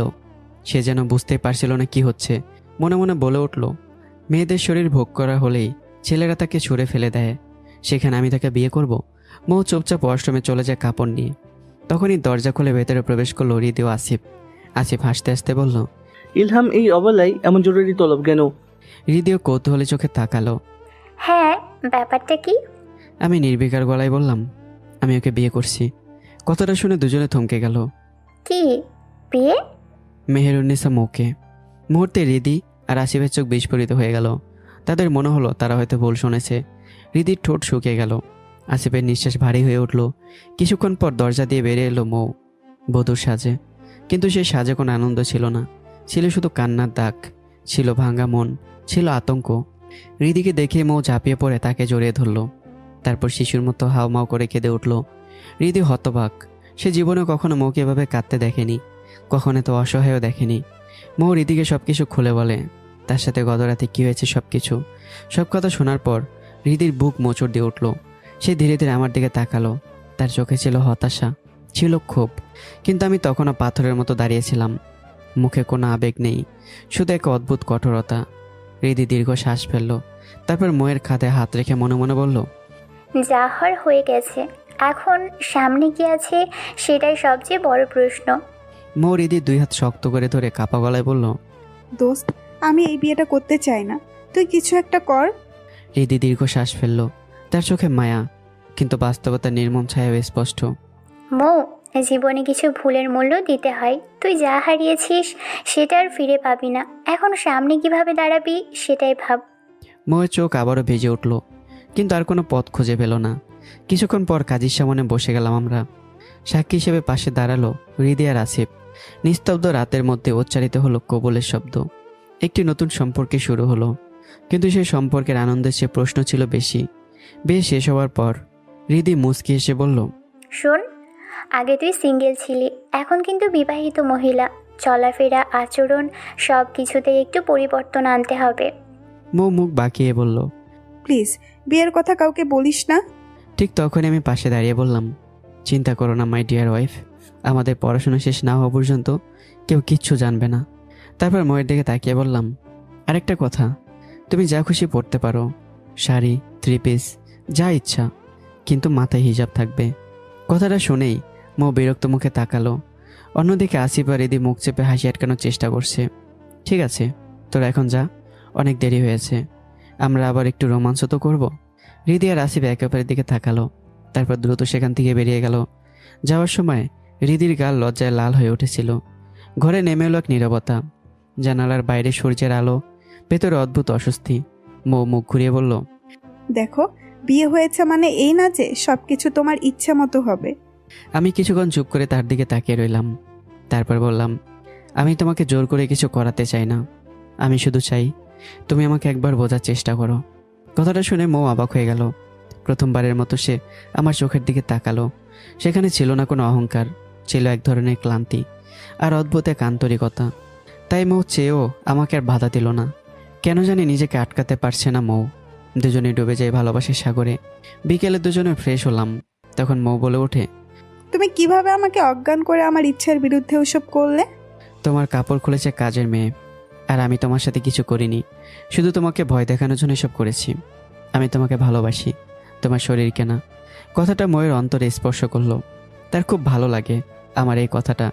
পথে হাঁটতে হাঁটতে মৌ হঠাৎ প্রশ্ন করলো, একটা কথা বলো তো, এত কিছু করার দরকার কি ছিল? আমি কিছুক্ষণ চুপ করে রইলাম।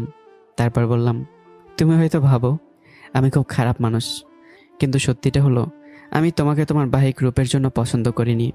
আমি তোমার ভেতরের মানুষটাকে খুঁজতে চেয়েছি। মৌ থমকে গেল, তার চোখে বিস্ময়ে, কারণ এই প্রথম কেউ তার সৌন্দর্যের বাহিরে অন্য কিছুর কথা বলছে। মার্কেটে পৌঁছে বললাম, চলো কিছু জিনিস কিনি। মৌ বুড়ো কুচকে বলল, কি কিনবে? তোমার জন্য। কিছুক্ষণ পর আমরা কাপড়ের দোকানে ঢুকলাম। আমি কয়েকটা হিজাব দেখিয়ে বললাম, এগুলো দেখো, পছন্দ হলে নাও। মৌ অবাক হয়ে তাকালো। তুমি এত গুরুত্ব দিচ্ছ কেন? আমি শুধু মৃদু হেসে বললাম, কারণ এখন তুমি আমার দায়িত্ব। কথাটা খুব সাধারণ ছিল, কিন্তু কেন জানি মৌয়ের বুকের ভেতর হালকা একটা কম্পন জাগালো। প্রথমবারের মতো সে অনুভব করলো এই সম্পর্কটা হয়তো শুধু জেদ, প্রতিশোধ বা দুর্ঘটনার ফল নয়, এর ভিতরে অন্য কোনো গল্প লুকিয়ে আছে। ময়ের জীবনে গত কয়েকটা দিন যেন ঝড়ের মতো কেটে গেছে। এত দ্রুত সব কিছু বদলে যাবে কখনো সে কল্পনা করেনি। মার্কেটের এক নামি দামি শোরুমে দাঁড়িয়ে আছি আমি, আর একের পর এক পোশাক বেছে নিচ্ছিলাম। অবশেষে 5টি শাড়ি, 5টি 3 পিস আর 10টা ভিন্ন রঙের হিজাব কিনে ময়ের হাতে তুলে দিলাম। ব্যাগগুলো দেখে মৌ অবাক হয়ে গেল। মিসেস মৌ, আজ থেকে তুমি এগুলোই পরবে। আগের মতো জিন্স টপস নয়। আর ছেলেদের সঙ্গে অকারণে মেলামেশা, হাসাহাসি কিংবা ফ্ল্যাট সব বন্ধ। কথাগুলো ছিল শাসনের, কিন্তু সেই শাসনের আড়ালে ছিল এক ধরনের দায়িত্ববোধ। মৌ কিছুক্ষণ আমার দিকে তাকিয়ে রইল। অদ্ভুতভাবে তার খারাপ লাগলো না, বরং বুকের ভিতর কোথাও একটা অচেনা অনুভূতি জন্ম নিল। এই প্রথম কেউ তাকে নিজের মানুষ ভেবে শাসন করছে। ধীরে ধীরে জিজ্ঞাসা করলো, তুমি এত টাকা কোথায় পেলে? টিউশনি করে জমিয়েছি। মৌ বিশ্বাস করলো, কারণ সে জানতো না তার হাতে তুলে দেওয়া পোশাকগুলোর দাম সাধারণ মানুষের কয়েক মাসের আয়ের সমান। বিকেলের শেষ আলো তখন শহরের উপর নরম ছায়া ফেলেছে। আমি মৌকে তার বাড়ির সামনে নামিয়ে দিলাম। মৌ বাড়ির ভেতরে চলে গেল। দূর থেকে সবকিছু লক্ষ্য করছিল সামিরা বেগম। তার চোখে ঈর্ষার আগুন জ্বলে উঠল। মৌয়ের মুখের সেই প্রশান্তি, সে লাজুক হাসি, সবকিছু যেন তার সহ্য হচ্ছিল না। ঠোঁট কামড়ে মনে মনে বলল, মৌ, তোর সুখ আমি বেশি দিন থাকতে দেব না। সেই রাতে নতুন এক ষড়যন্ত্রের বীজ বপন করলো সামিরা বেগম। পরদিন সকাল, হালকা রোদ ছড়িয়ে পড়েছে চারদিকে। মৌ বাড়ি থেকে বের হতেই কিছু দূরে দাঁড়িয়ে থাকা আমি তাকে ডাক দিলাম। মৌ কথাটা শুনেই, মৌ কণ্ঠটা শুনেই অজান্তেই তার ঠোঁটের কোণে হাসি ফুটে উঠল। মৌ সামনে এগিয়ে যেতেই আমি তাকে রিকশায় উঠিয়ে নিলাম। মৌ চারপাশে তাকে নিচু স্বরে বলল, আমি তোমার সঙ্গে বিশ্ববিদ্যালয়ে গেলে সবাই সন্দেহ করবে। আমি এক মুহূর্ত তার দিকে তাকিয়ে রইলাম। ঠোঁটের কোণে এক মৃদু হাসি ফুটিয়ে বললাম, কি সন্দেহ করবে? পুরো বিশ্ববিদ্যালয় তো জানে যে মৌ শুধু আমার। কথাটা শুনে মৌর বুকের ভেতরটা কেমন যেন কেঁপে উঠল। ভাবলো একসময় ছেলেটার কথা শুনলে তার রাগ হতো, আর সেই একই কথা শুনে কেন জানি তার হৃদয়ের গভীরে এক অদ্ভুত প্রশান্তি অনুভব করলো। সে কিছু বলল না, শুধু মুখ ফিরিয়ে বাইরে তাকালো, কিন্তু তার গাল দুটো অকারণে লাল হয়ে উঠছিল। রিক্সা ধীরে ধীরে বিশ্ববিদ্যালয়ের দিকে এগিয়ে চলল, আর মৌ নিজের অজান্তে ভাবতে লাগলো, সত্যি কি সে বদলে যাচ্ছে? সত্যি কি সে তার পুরনো অহংকার, বেপরোয়া স্বভাব আর ভুলগুলো পেছনে ফেলে নতুন করে জীবন শুরু করতে পারবে, নাকি অতীতের ছায় আবারও ফিরে এসে তার বর্তমানকে গ্রাস করবে? উত্তরটা সময়ই দেবে। তবে ঝড় এখনো থামেনি, বরং নতুন এক অধ্যায়ের সূচনা হতে চলেছে। রিক্সাটা বিশ্ববিদ্যালয়ের প্রধান ফটকের সামনে এসে থামলো। প্রথমে নেমে এলাম আমি, তারপর ধীরে ধীরে রিক্সা থেকে নামলো মৌ। দুজনে পাশাপাশি বিশ্ববিদ্যালয়ের ভেতরে পা রাখতে যেন পুরো ক্যাম্পাসের সময় এক মুহূর্তের জন্য থেমে গেল। দূরে দাঁড়িয়ে থাকা অনেক, মুন্না আর মিহির চোখ বিস্ফোরিত হয়ে উঠল। তিনজনে একসঙ্গে নিজের চোখ কসলাতে শুরু করলো। মুন্না তো অবিশ্বাসী সুরে বলে উঠল, দোস্ত, আমরা কি ঠিক দেখছি? অনেক গিলে ফেললো এক ঢোক লালা। আমারও তাই মনে হচ্ছে, নাকি আমি স্বপ্ন দেখছি? তাদের বিস্ময়ের কারণ শুধু আমাকে আর মৌকে একসঙ্গে দেখা নয়। আজকের মৌ যেন সম্পূর্ণ এক অন্য মানুষ। মাথায় পরিপাটি হিজাব, মার্জিত পোশাক, মুখে আগের সেই উদ্ভট ভাবের পরিবর্তে এক অদ্ভুত শান্ত সৌন্দর্য। মনে হচ্ছিল কয়েকদিনের মধ্যেই কেউ যেন তাকে সম্পূর্ণ নতুন করে গড়ে তুলেছে। চারদিকে ফিসফাস শুরু হয়ে গেল। ওইটা কি মৌ? অসম্ভব, মৌ হিজাব পরে এসেছে, আর ওর পাশে তো ইলহাম। এরা একসঙ্গে এলো কিভাবে? মৌ তো এই ছেলেটাকে সবার সামনে অপমান করত, তাহলে কি সত্যি ওদের মধ্যে কিছু কি চলছে? মুহূর্তের মধ্যে পুরো ক্যাম্পাসে গুঞ্জন ছড়িয়ে পড়ল।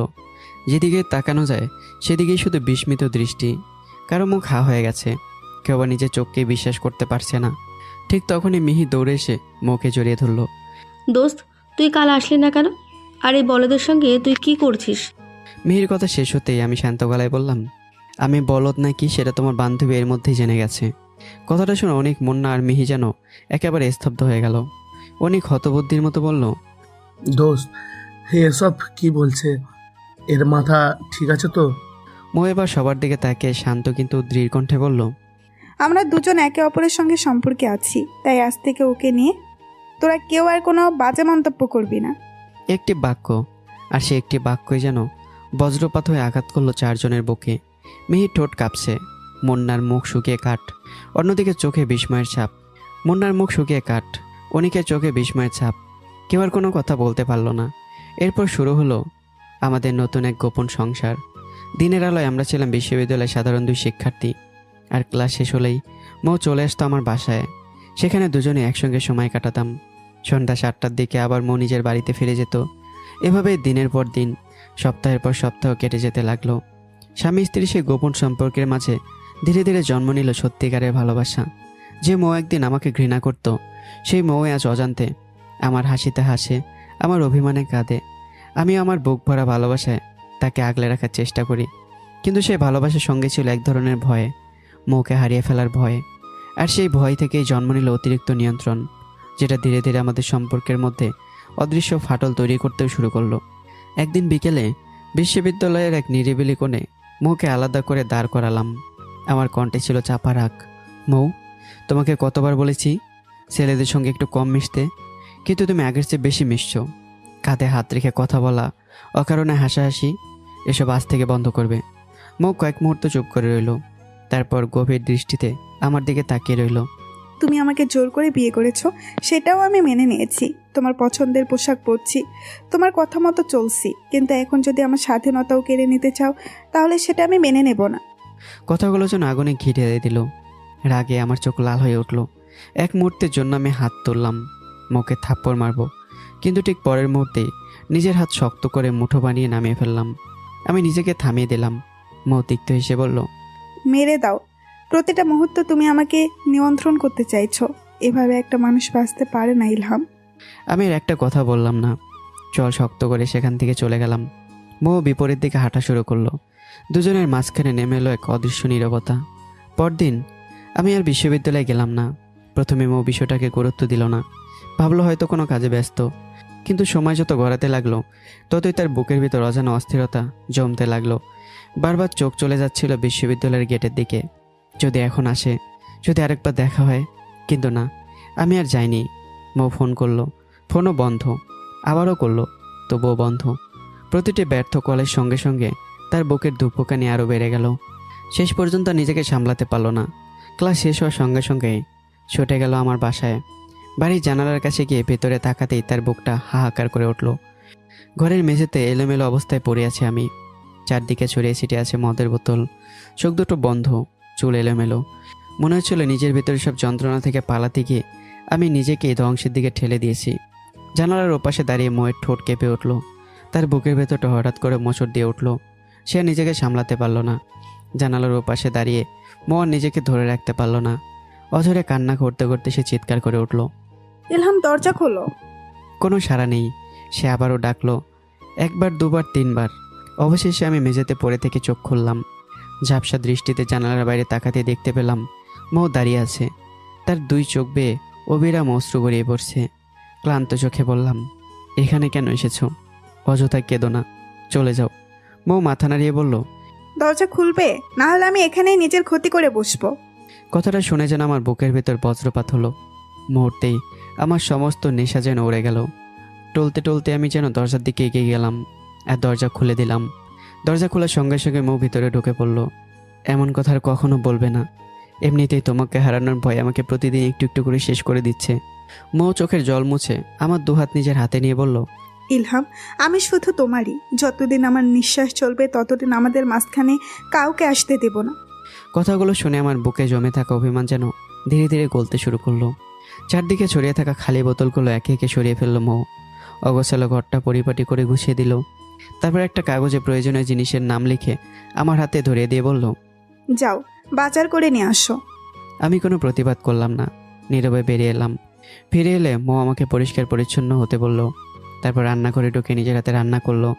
সারা ঘরে ভেসে বেড়াতে লাগলো গরম ভাত আর রান্নার সুগন্ধ।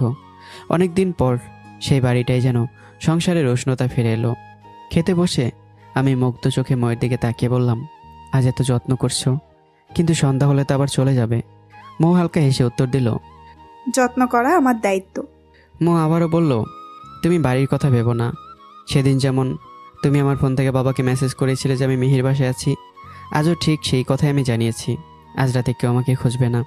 আমি হালকা হেসে উঠলাম, বাহ, আমার বউ তো দেখি দিন দিন বেশ বুদ্ধিমতী হয়ে যাচ্ছে। মৌ মুখ বাঁকিয়ে বলল, শিখেছি কার কাছ থেকে জানো তো? দুজনে হেসে উঠলাম। রাত গভীর হলো। জানালার বাইরে পূর্ণিমার চাঁদ নরম রূপারে আলো ছড়িয়ে দিয়েছে। বারান্দায় পাশাপাশি বসে আছি দুজন। হালকা বাতাসে ময়ের হিজাবের আঁচল দুলে উঠছে। দীর্ঘ নীরবতার পর বললাম, জানো পৃথিবীতে সবচেয়ে সুন্দর দৃশ্য কোনটা? কোনটা? মৌ তাকালো। এই যে তুমি আমার পাশে বসে আছো, আমার কাছে এর চেয়ে সুন্দর আর কিচ্ছু নেই। মৌ লজ্জায় মাথা নিচু করলো। তারপর খুব আস্তে নিজের মাথাটা আমার কাঁধে রেখে দিল। সেই মুহূর্তে যেন কথারই আর প্রয়োজন রইল না। দুজনেই শুধু চাঁদের আলোয় ভবিষ্যতের অসংখ্য স্বপ্ন বুনতে লাগলাম। আস্তে আস্তে দুজন ডুবে যায় ভালোবাসার সাগরে। সুখের দিনগুলো বড় দ্রুতই কেটে যেতে লাগলো। মৌ আর আমি যেন একে অপরকে চোখে হারাতাম। তবু একটি বিষয়ে আমার মনে কাটার মতো বিঁধে থাকতো। মৌ আগের চেয়ে অনেক বদলালেও তার কিছু বেপরোয়া অভ্যাস এখনও পুরোপুরি যায়নি। আমি বারবার তাকে শান্তভাবে বোঝানোর চেষ্টা করতাম। মৌ শুনতো, কিন্তু সবসময় মানতে পারতো না। এভাবে দেখতে দেখতে আমাদের মাস্টার্স ফাইনাল পরীক্ষাও শেষ হয়ে গেল। বিশ্ববিদ্যালয়ে ছাড়ার দিনও ঘনিয়ে এলো। একদিন ক্যাম্পাসে দাঁড়িয়ে অনেক মজা করে ময়ের কাঁধে হাত রাখলো। দূর থেকে দৃশ্যটা দেখেই আমার ভেতরে রাগ বিস্ফোরিত হলো। আমি দ্রুত এগিয়ে গিয়ে অনেকের কলা ধরে এক ঝাটকায় সরিয়ে দিলাম। কি সাহস তোমার, আমার ময়ের গায়ে হাত দাও? কথা কাটাকাটির এক পর্যায়ে উত্তেজনা আরও বেড়ে গেল। ঠিক তখনই মৌ এগিয়ে এসে রাগের মাথায় আমার গালে একটা চড় বসিয়ে দেয়। চারপাশ মুহূর্তে নিস্তব্ধ হয়ে গেল। আমি গালে হাত দিয়ে স্থির দাঁড়িয়ে রইলাম। আমার চোখে ছিল বিস্ময়ে, কষ্ট আর অবিশ্বাস। আমি যেন ভাবতেই পারছিলাম না মৌ আমাকে এভাবে আঘাত করবে। পুরো বিশ্ববিদ্যালয় হতবাক। মিহি আর মুন্না একে অপরের দিকে তাকিয়ে চাপা হাসি বিনিময় করলো। মৌ কর্কশ গলায় বলল, এটা আমার বন্ধু, সে আমার সাথে কিভাবে কথা বলবে এটা আমার বিষয়। তুই রীতিমতো আমাকে বন্দি করেছিস আর না। কিন্তু আমি আর কোনো কথা বললাম না। চুপচাপ সেখান থেকে চলে এলাম। রাগ নয়, আমার নীরবতায় যেন সবচেয়ে বেশি কষ্ট দিয়ে গেল মৌকে। কিছুক্ষণ পরে মাথা ঠান্ডা হতেই নিজের ভুলটা স্পষ্ট বুঝতে পারল মৌ। বুকের ভেতর অপরাধবোধ জমতে লাগলো। কাপা হাতে ফোন বের করে আমাকে কল করলো। ফোন বন্ধ, আবার করলো, তবুও বন্ধ। শেষ পর্যন্ত ছুটে এলো আমার বাসায়, কিন্তু সেখানে এসে আমাকে পেল না। নিঃশব্দে ঘরের সামনে দাঁড়িয়ে মৌ ফিসফিস করে বলল, ইলহাম, আমি খুব বড় ভুল করেছি। চোখ বেয়ে নীরবে জল গড়িয়ে পড়ল। সে মনে মনে প্রতিজ্ঞা করলো, আগামীকাল বিশ্ববিদ্যালয়ে ওকে দেখলেই প্রথম কাজ হবে ক্ষমা চাওয়া। যেভাবেই হোক আমি ওর অভিমান ভাঙাবো। পরদিন সকালে রাতের অশান্তির সাপ এখনো ময়ের চোখে লেগে আছে। তবুও নিজেকে স্বাভাবিক দেখানোর ব্যর্থ চেষ্টা করে সে বাসা থেকে বেরিয়ে রিকশার অপেক্ষায় দাঁড়িয়ে রইল। ঠিক তখনই পেছন থেকে পরিচিত কণ্ঠ ভেসে এলো। মৌ ঘুরে তাকাতে আকাশকে দেখতে পেল। ঠোঁটে মৃদু হাসি টেনে আকাশ বলল, রিক্সা পাচ্ছ না মনে হচ্ছে, চলো আমি তোমাকে পৌঁছে দিই। অনেকক্ষণ দাঁড়িয়ে রিকশা না পাওয়ায় অনিশ্চয় শর্তে মৌ বাইকে উঠে বসলো। পুরো পথ জুড়ে দুজনের মধ্যে তেমন আর কোনো কথা হলো না। বিশ্ববিদ্যালয়ের মূল ফটকের সামনে এসে আকাশ হঠাৎ ব্রেক কষতেই ভারসাম্য হারিয়ে ফেলল মৌ। এক মুহূর্তের জন্য নিজের অজান্তেই সে দুহাত বাড়িয়ে আকাশকে শক্ত করে জড়িয়ে ধরল। ঘটনাটা মাত্র কয়েক সেকেন্ডের, কিন্তু সেই কয়েক সেকেন্ডটি কারো জীবনে ঝড় নামানোর জন্য যথেষ্ট ছিল। কিছুটা দূরে দাঁড়িয়ে সব কিছু নিজের চোখে দেখলাম আমি। আমার চোখের সামনে যেন পৃথিবীটা হঠাৎই থেমে গেল। মুহূর্তেই বুকের ভিতর জমে থাকে ঈর্ষা, অভিমান আর অবিশ্বাস একসঙ্গে দাবানলের মতো জ্বলে উঠল। মনে হলো কেউ যেন আমার হৃদয়ে জ্বলন্ত অঙ্গার ছুড়ে দিয়েছে। আগুনে যেন ঘিয়ে পড়ল। এক মুহূর্তে সেখানে আর দাঁড়িয়ে থাকলাম না। আজ বিশ্ববিদ্যালয়ের বিদায় অনুষ্ঠান। সবার মুখে হাসি, আনন্দ আর স্মৃতির রং, কিন্তু আমার কাছে সব কিছু অর্থহীন লাগছিল। নিঃশব্দে অনুষ্ঠানের স্থল ছেড়ে বিশ্ববিদ্যালয়ের পুকুর পাড়ে গিয়ে একা বসে পড়লাম। চারপাশে নিস্তবতা, শুধু বাতাসে দুলতে থাকা গাছের পাতা আর পানির ঢেউয়ের মৃদু শব্দ।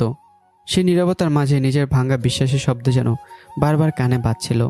এদিকে বিদায় অনুষ্ঠানে চারদিকে চোখ বুলেও আমাকে দেখতে পেল না মৌ। তার বুকের ভেতর অজানা এক অস্থিরতা জন্ম নিল। সে প্রায় পুরো ক্যাম্পাস ঘুরে আমাকে অবশেষে পুকুর পাড়ে এসে দেখতে পেল। আমি একা বসে আছি এখানে, কাঁধ ঝুঁকে আছে, চোখ দুটো শূন্য। মৌ ধীরে ধীরে এগিয়ে এলো। তারপর আর কোনো কথা না বলেই পেছন থেকে দুহাত বাড়িয়ে আমাকে জড়িয়ে ধরলো। সরি জান, কালকের জন্য। কিন্তু আমি যেন আগুন হয়ে আছি। আমি ঝাটকা দিয়ে মৌকে নিজের কাছ থেকে সরিয়ে দিলাম। আমাকে স্পর্শ করবি না, তোর চরিত্র ভালো না। বল, কয়টা পুরুষ লাগে তোর? কথাগুলো যেন বিষাক্ত তীর হয়ে বিঁধল ময়ের হৃদয়ে। পরক্ষণেই তার চোখ জ্বলে উঠল ক্রোধে। সে দাঁতে দাঁত চেপে বলল, চুপ, একদম চুপ মিস্টার ইলহাম। আর একটা বাজে কথা বলবে না। অনেক সহ্য করেছি আমি। আমার রূপ আছে, তাই 1000টা পুরুষ নিয়ে ঘুরবো। তোর কি? রাগের মাথায় কি বলছে মৌ তার নিজেরই হুঁশ ছিল না। কিন্তু কথাগুলো আমার কানে পৌঁছানোর সঙ্গে সঙ্গে আমার ভেতরে জমে থাকা শেষ সংযমটুকু ভেঙে চুরমার হয়ে গেল। চোখে নেমে এলো রক্তিম অন্ধকার। পর মুহূর্তে আমি এগিয়ে গিয়ে শক্ত হাতে ময়ের চুলের মুঠি চেপে ধরলাম। দুজনের চোখে চোখ, একজনের চোখে জ্বলন্ত ক্রোধ, আরেকজনের চোখে আহত অহংকার। চারপাশের বাতাসও যেন ভারী হয়ে উঠল। নীরবে পুকুর পাড়ে আসন্ন ঝড়ের পূর্বাভাস স্পষ্ট হয়ে উঠল। আমার চোখ দুটো তখন রক্তবর্ণ। ক্রোধ যেন আমার সমস্ত বিবেক গ্রাস করে নিয়েছে। আমি ময়ের চুলের মুঠি শক্ত করে চেপে ধরে একের পর এক ঘুষি বসিয়ে দিচ্ছি ময়ের মুখে। প্রতিটা আঘাতে কেঁপে উঠছে ময়ের তীক্ষ্ণ দেহটা। ঠোঁট ফেটে রক্ত ঝরছে, নাক দিয়ে গড়িয়ে পড়ছে উষ্ণ লাল ধারা। যন্ত্রণায় তার শরীর কাঁপছে, তবুও সে কোনো প্রতিবাদ করছে না। না নিজেকে বাঁচানোর চেষ্টা, না কোনো আর্তনাদ। শুধু নিঃশব্দে সব কিছু সহ্য করে যাচ্ছে, যেন এই কষ্টটুকুই তার জন্য প্রাপ্য। হঠাৎ করে চারপাশে নিস্তবতা ভেঙে ছুটে আসে রিদিকা। আব্রাহাম ভাই! চিৎকার করে উঠে সে ধাক্কা দেয় আমাকে। অপ্রস্তুত হয়ে কয়েক পা পিছিয়ে যাই। রিদিকা দ্রুত মুখে নিজের বুকে আগলে নেয়। মেয়েটার রক্তাক্ত মুখ দেখে তার চোখ জলে ভরে ওঠে। কাপা অথচ কঠোর কণ্ঠে সে বলে ওঠে, আপনি কি পাগল হয়ে গেছেন?